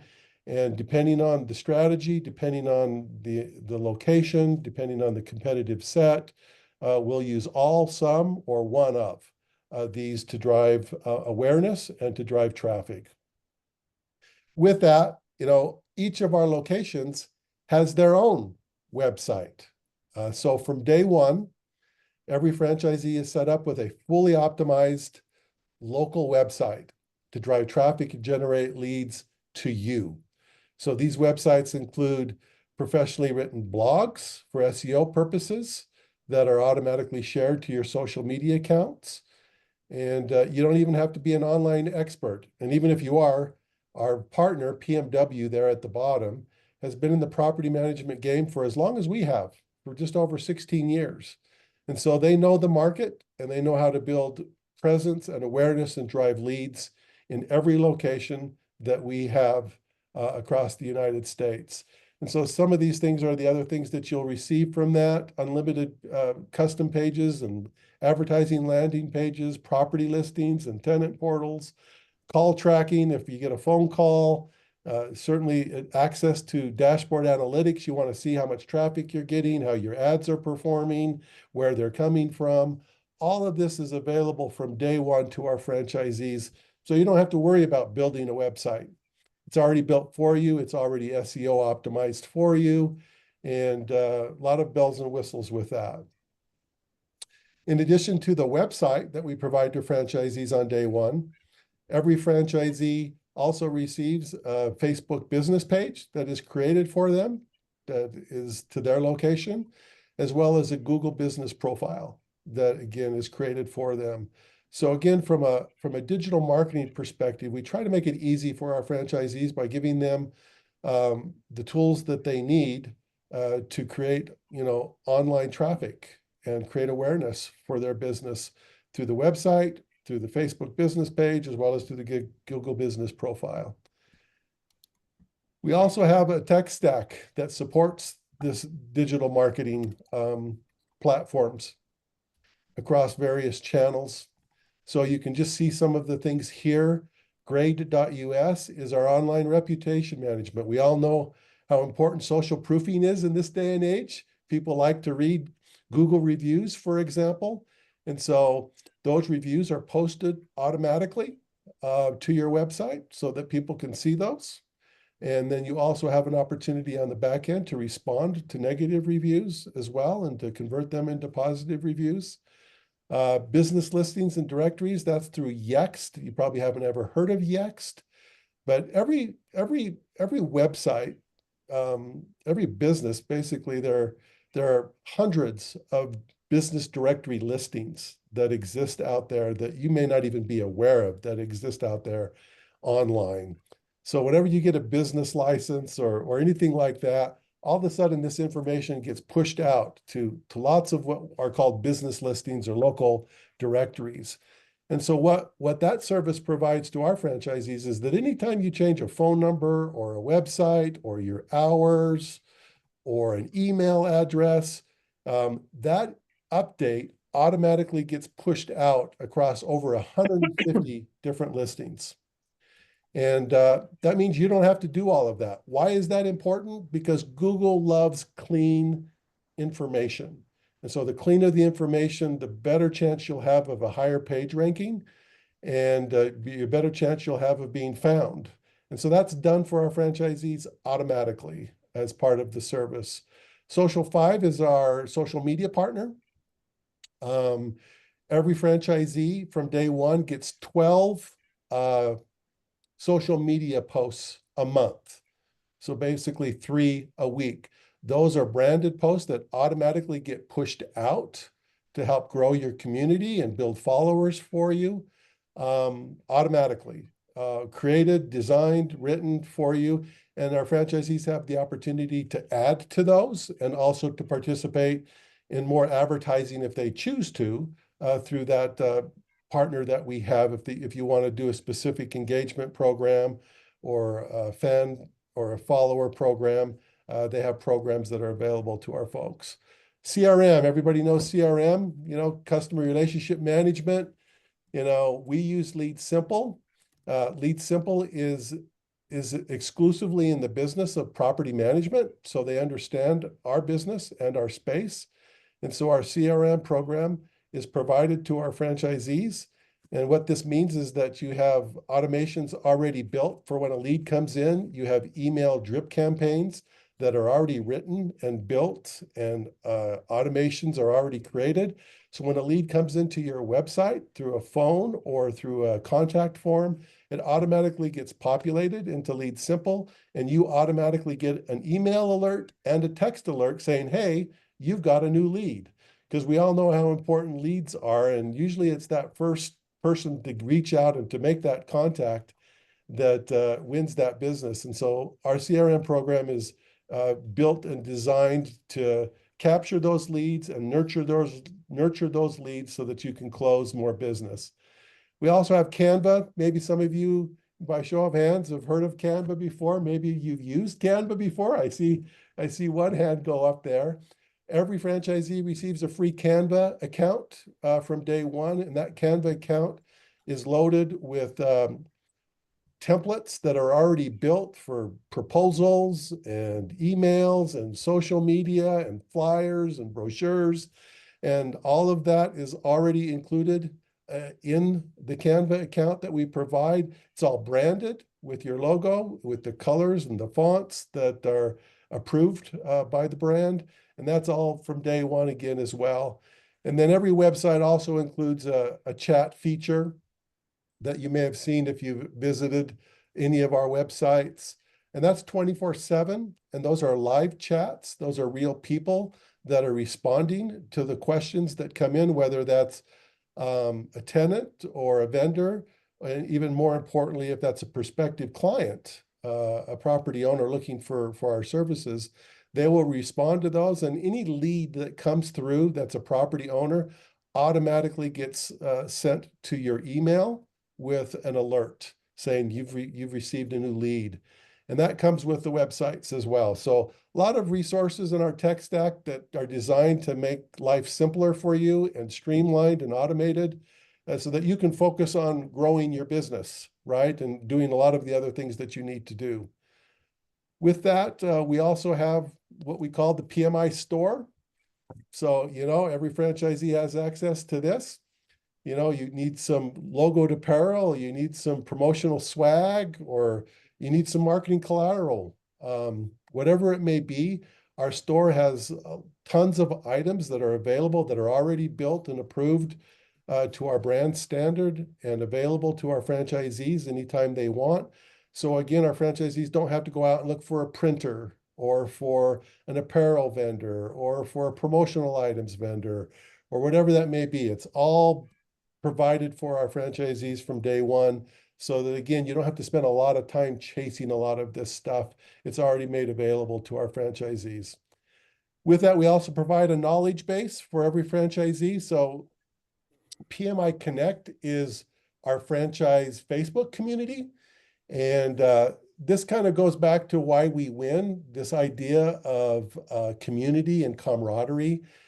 Our community is awesome. And there's not a question that you might have or an idea that you may want to share or a problem or an opportunity that you want to share. You jump on that Facebook group and you will have people that have been there, done that, and can really help share information with you that is so valuable to kind of cut that learning curve from franchisees that have already experienced what you're experiencing or done what you've done and can kind of guide you and mentor you in that regard. And they're awesome. They are so willing to share anything about their business and what it was that made them successful. PMI Way is really our intranet, and on that you can find best practices, you can find how-tos with regards to marketing, lots of information there. Any questions that you have regarding marketing at any time, you can have access to that. And then the Mallard is our quarterly newsletter. And in fact, our next Mallard comes out next week, that we provide really kind of success stories from our franchisees. We introduce new programs and new partners to our franchisees there. We have best practices there and lots of valuable information for our franchisees from a marketing perspective as well as provided there. So with that, I'm going to wrap up because I think I'm about out of time here. In fact, I am out of time here. I just want to close with, we do open doors to a better life. And for us, it's a vision, it's a mission, it's a passion. It's really at the core of everything that we do here at the corporate office. And I hope we can maybe open doors to a better life for you and see you walk through our door here soon. So with that, I'm going to turn the time back to Orlando and want to thank you for your time and hope you have an awesome day. Thank you so much, Greg. Guys, if there's any other questions on marketing before Greg signs off, please, by all means, either unmute yourself or put it on the chat, and Greg will check the chat here for the next few minutes. But with that, I want to introduce again Jeremiah Condiff, our CGO, Chief Growth Officer, and Edward Chambers. He is the director of our coaching. So I'm going to hand it off to Jeremiah. And by the way, guys, we're in the home stretch. Thank you. The home stretch. All right. All right. So, hey, it's good to be back with you for the last few minutes here as we conclude Virtual Discovery Day. I'm excited that I'm going to have some guests kind of joining me for this segment. I want to introduce Edward Chambers, our Director of Business Coaching. Edward, if you wouldn't mind, just take just a couple minutes, just introduce who you are, what your role is, a little bit about your team, and then just so the attendees are aware, I'm going to do a little bit of dialogue with Edward, a Q&A, and ask him some questions and dig in. And this is an open forum, so please, if you guys have questions for me, for Edward, as we dive into this, put it in the chat, unmute. We're a small enough group where you can unmute. We welcome the dialogue as we jump in. So Edward, please do an intro. Thank you, Jeremiah. So happy to be here. It's great to see everybody. Again, my name is Edward Chambers. I'm the Director of Business Coaching here for PMI. And I myself have 30 plus years in the franchising industry. I've been a franchisee myself for 2 different brands. I've also opened several standalone businesses, and I've been a coach for the last coming up on 11 years now, and 6 of those have been in property management specifically. When are you planning on eating our steaks? Hey, Chris, I want steak too. Hey, Chris, will you mute, please? There we go. All right. Took care of it.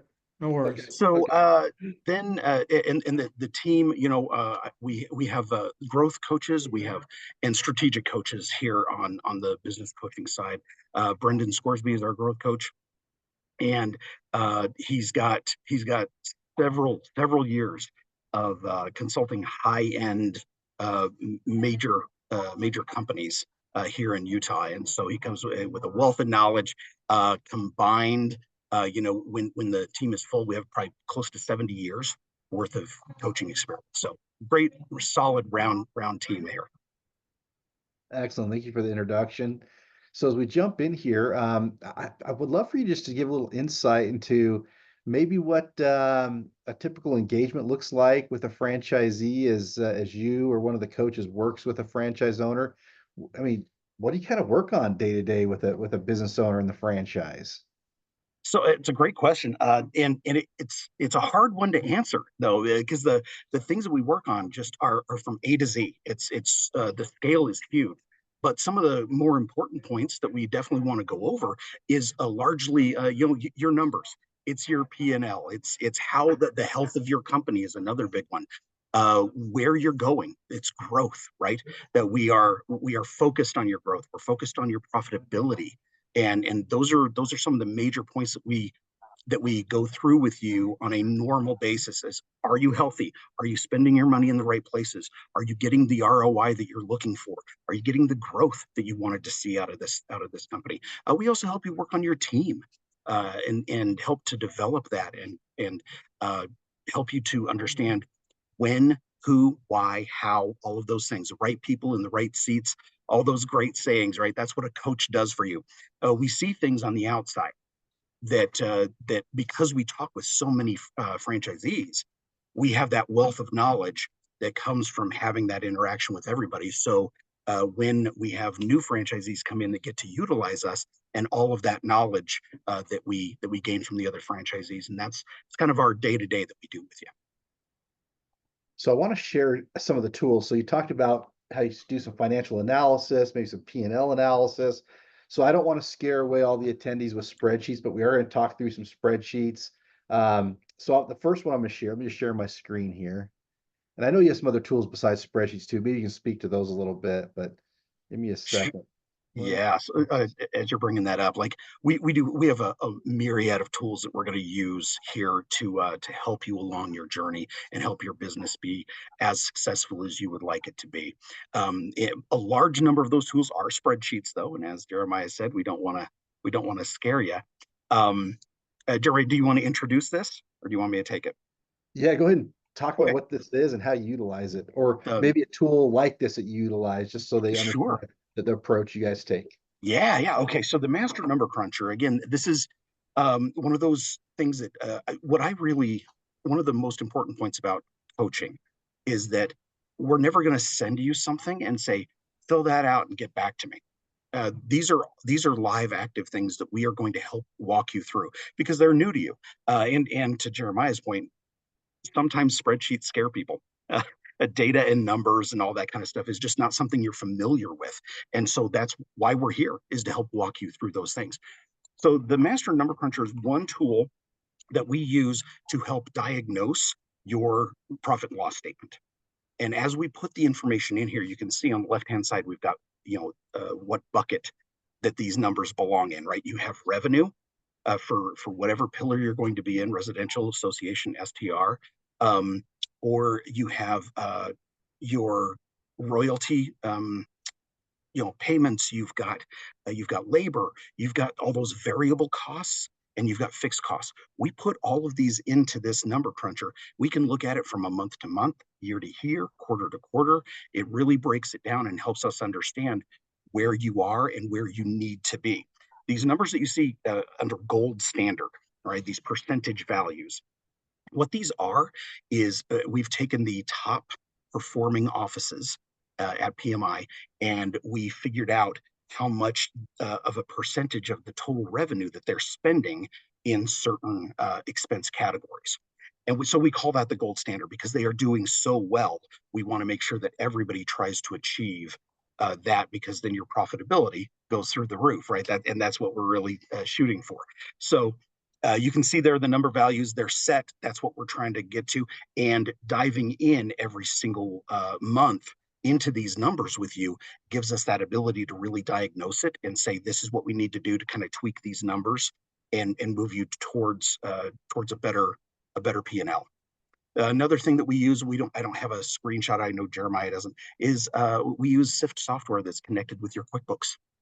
And it's a brilliant, wonderful thing when you get to see, because it shows you in graphs and charts and trends, and it's visual. So instead of just a number, we get to show you this is what's happening right now with this expense that you're putting out, and what the end game may be. We can project out even several months to several years to show you what that might actually end up being. So we can help you forecast better. We can help you to actually project correctly into the future so that you can set a budget, set correct goals, and then be able to achieve. Excellent. Okay, so I'm going to share another spreadsheet so you can talk through this other tool. So this is called the Threshold Traction Planner. Has a lot of tabs. What the heck is this, and how do you use it as a coach? Yeah, this thing is massive. So don't let the sheer size of it, because you can see all the tabs there at the bottom, right? Don't let that scare you. Again, we're going to be there with you to help you fill this out as you move along. And it's all very important stuff. It helps us to know where your business is, and even better than that, where you want it to be. And so this is a tool that helps us as we dive in deeper to coach you the correct way. One thing that I like to see, that this front page, right? Everybody's vision of what they're going to do in 10 years is different, right? So as a coach, a cookie cutter approach doesn't work. We have to take you as an individual and you as your individual business to determine what's the best way to coach you to get you to that goal. And so we will always, every plan is built custom for every single franchisee, and it adjusts. I like that too, right? It's never just a, hey, this is your 10-year goal and we run for 10 years based on that. Your ideas are going to change, your goals are going to change, and we help to adjust during that time and pivot with you, so again, that we can get you to the goal that you're looking for.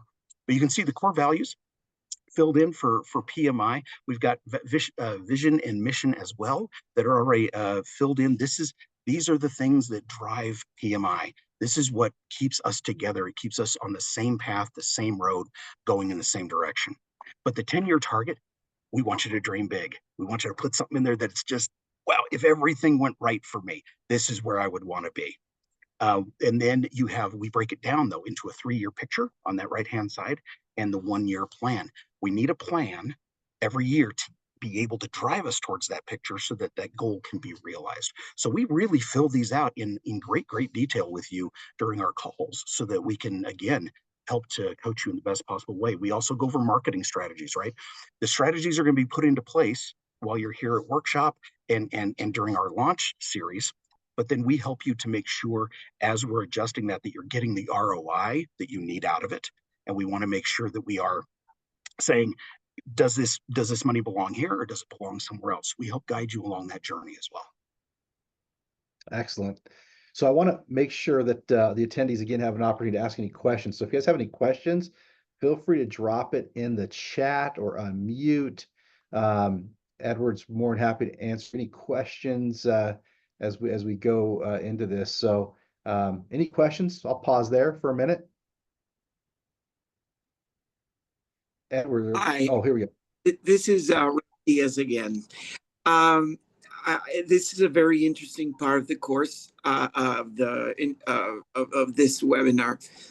As a starting franchise, I've been speaking about putting together a business plan. Of course, I don't have the experience as a property manager to put a comprehensive business plan together. Does this apply?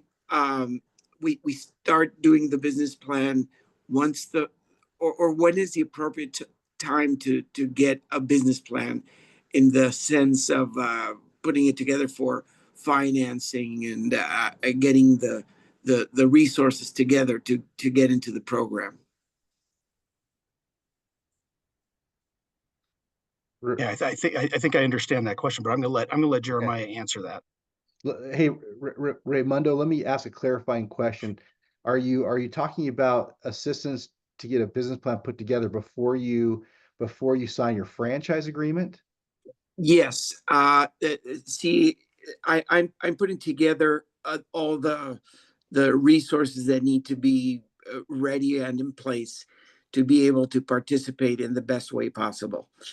And I'm thinking that any bank or SBA or any other funding resource will need a business plan.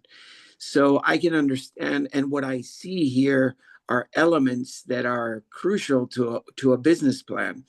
So this help, can I get access to these tools during the process of getting the franchise? I mean, like once the franchise disclosure is signed, can we get, is there like a basic business plan that we can work off from to get all the financial part resolved, or how does that work? Okay, now I understand the question better. Thank you so much for clarifying. So, unfortunately, we don't share these tools with candidates as they're going through the discovery process. However, you referenced some key resources, Raimondo, that you can utilize to put together a business plan as you're going through the discovery process. The franchise disclosure document is a really good tool to access information, specifically the item 19, which is a section of the franchise disclosure document that gives you some insight into financial performance that can help you start thinking through revenue and revenue projections. We are limited as a franchisor in that we cannot put that business plan together for you. So you will need to go pull those resources together, as you're exploring and researching the franchise. Now, once you become a franchisee, can we take a look at and dig into the business plan? Can you enhance it and refine it, utilizing the tools and resources we provide to you as a franchise? Absolutely. So we'll help you with that, post onboarding as a franchise owner. Hopefully that provides some clarification there. Erica asked a great question. Are the coaches given as long as you are a PMI franchisee? Erica, the answer to that is yes. You have access to a coach, through your entire life of being a franchise owner. So it's not limited to just startup or growth or strategic. Now, when you become a new franchisee, as you're going through that, what we call the startup threshold, you do work very closely with your pillar operation support teams for support primarily, because there's a lot of operational needs you're going to have as a business owner starting your business. But there's some very specific things the business coaches work with you on, on the front end of the early stages of you developing and building your business. So we have a model we have put in place to make sure you're getting the operational support you need, the business coaching support you need. Then as your business grows and becomes more complex, you're going to engage and spend more time with your business coach working on the business. So hopefully that gives you some insight into how that business coaching relationship works, over time as a franchise owner. Love the questions. Thanks for bringing them in. Any other questions for Edward? Any hard questions, I'll kick to Edward. I'll take the easy ones. So excellent. Well, hey, if you have questions as we continue here, feel free to put them in the chat. Oh, great question, Erica. How are coaches compensated? They are compensated as an employee for PMI, so there's no additional cost to you as a franchise owner to have a coach. That's a resource we provide as part of your franchise relationship. Did I miss any others? Okay, good. Okay, so Edward, I want you to stay tuned because we might have some questions coming back to you here in a minute. But I want to introduce Tira Bromley, our Director of National Sales. And I've invited Tira to join us so she can talk about a specific program that she facilitates in her role called PMI Grow. So earlier today, I talked about one of the big challenges that franchise owners have when they start to build, or just property management business owners in general have, as they start to build a business, they get kind of pulled into that operational intensity that it takes to operate a property management business, and they begin to neglect the business development, the high time, boots on the ground, referral and networking, sales conversion activities they need to drive business growth.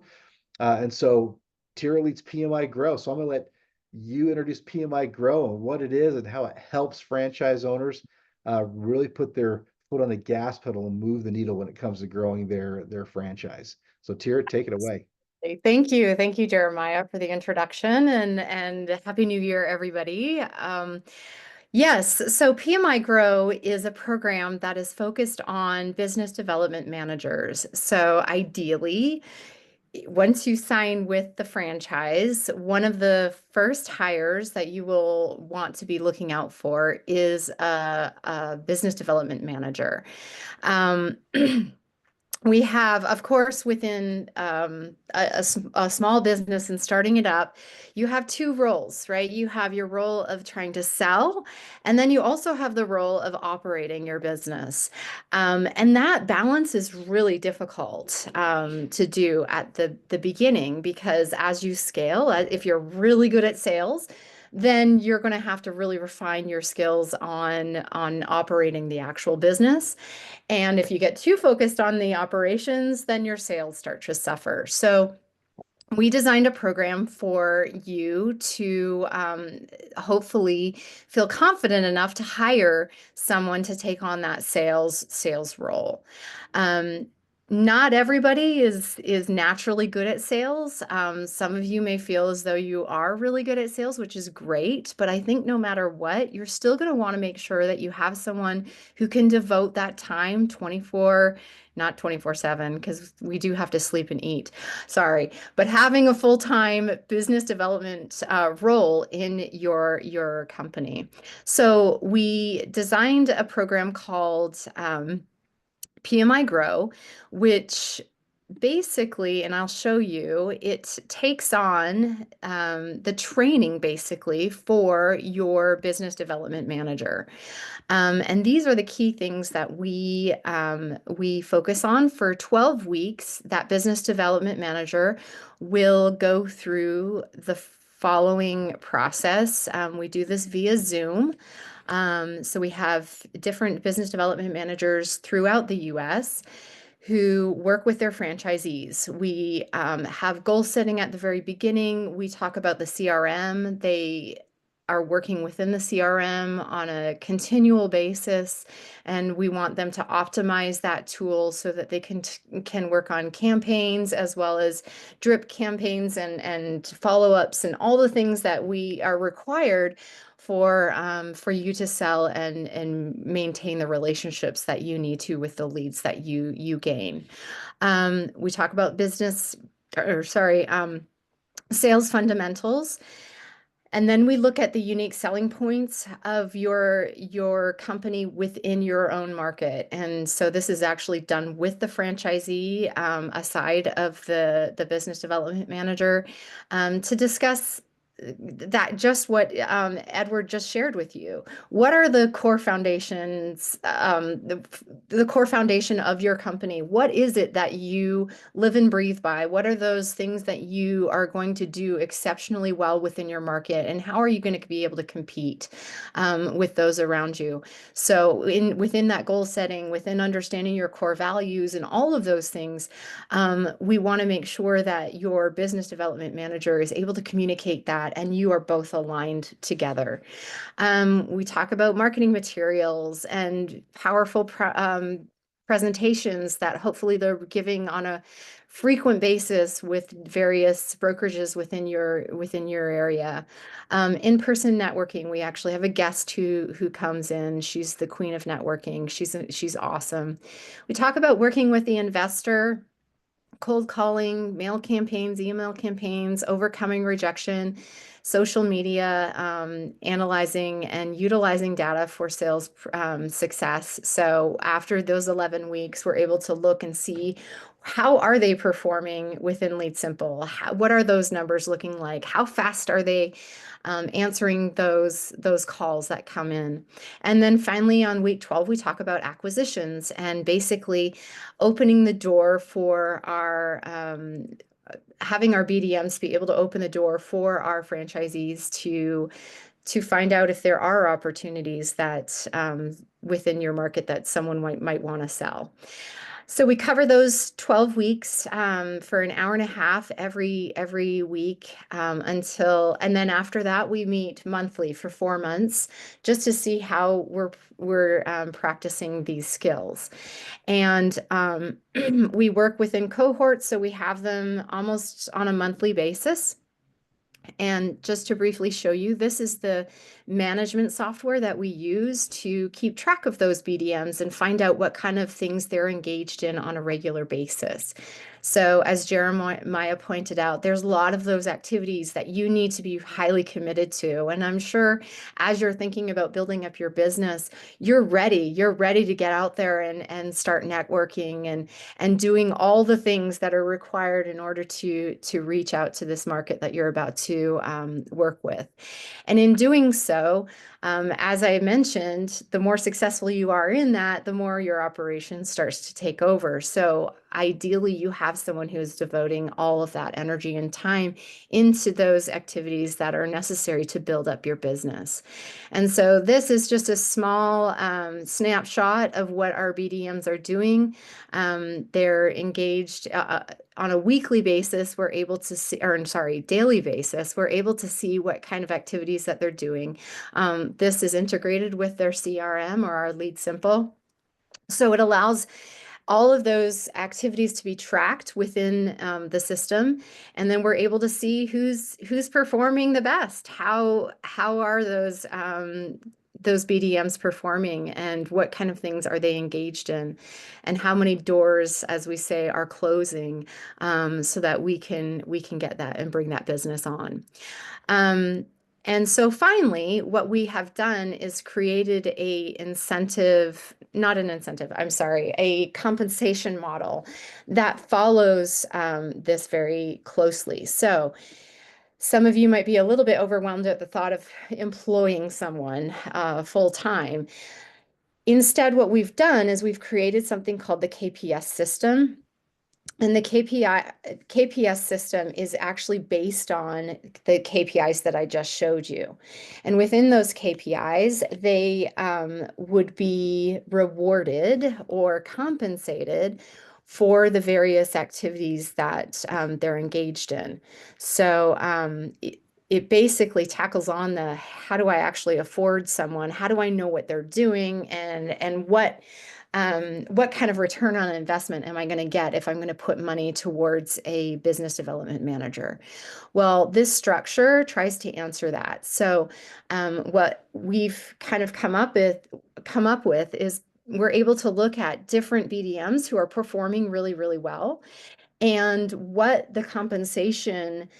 appropriate compensation would connect with that. Again, because we're in Alicia, we're able to see what each one of our BDMs are doing on a regular basis. And so we're able to say, okay, what is that worth to a franchisee?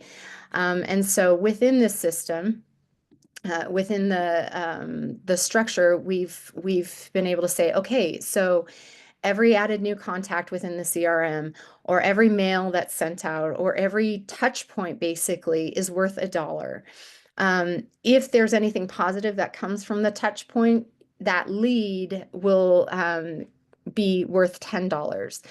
And then if they can get them, meaning the BDM gets them to a personal meeting with that client, they're able to be compensated for $50. And then if that's actually done at the property, it's for $125. And then finally, if their contracts are signed, it's $250.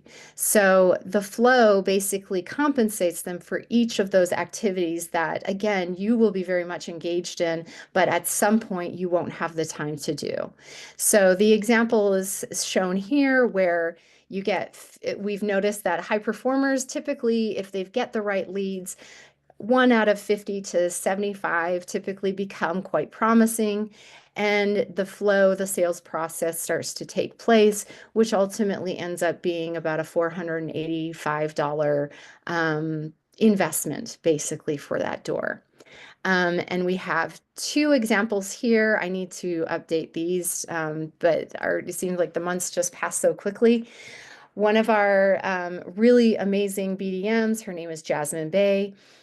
We were able to see what she was doing on a monthly basis, how many calls, how many emails, how many meetings did she engage in, and all of her activity equated to basically 27 doors. So that was the result that she was able to get from that month's amount of effort.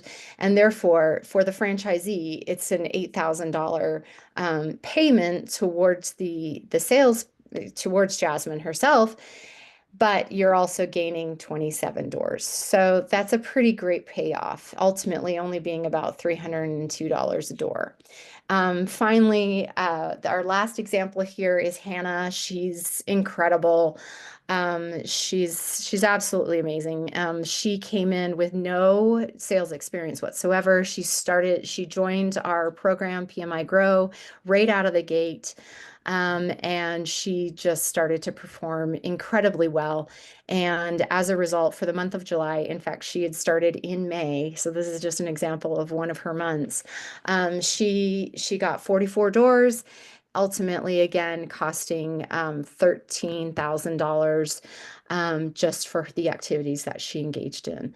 So this is the program. I know it's a lot that I just shared with you. I know I just kind of just dumped all of the information on you, but I just wanted to give you an opportunity to introduce the idea of potentially bringing on a BDM much sooner in the process of you joining here at PMI.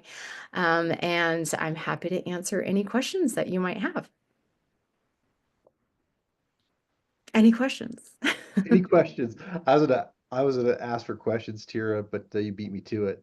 All right, we have several people saying they need to drop off I the had to call. drop off, yeah. But hey, guys, thank you so much. Tira, thank you. Edward, thank you. And thank you to all the attendees for joining us for this Discovery Day. Appreciate your guys' engagement as you've learned a ton about who we are and what we do. So Orlando, back to you. Thanks everyone very much. That you that were able to stay here to the end. Thank you so much. Your developers, I know some of you had to come in and out. We'll be sending you the recording of this day and talking about next steps. So again, thank you for joining us. Have a wonderful rest of your day to all of you. Thank you, Jeremiah. Thank you, Tara. Thank you, Edward. Thank Thanks, you. Orlando. Bye-bye.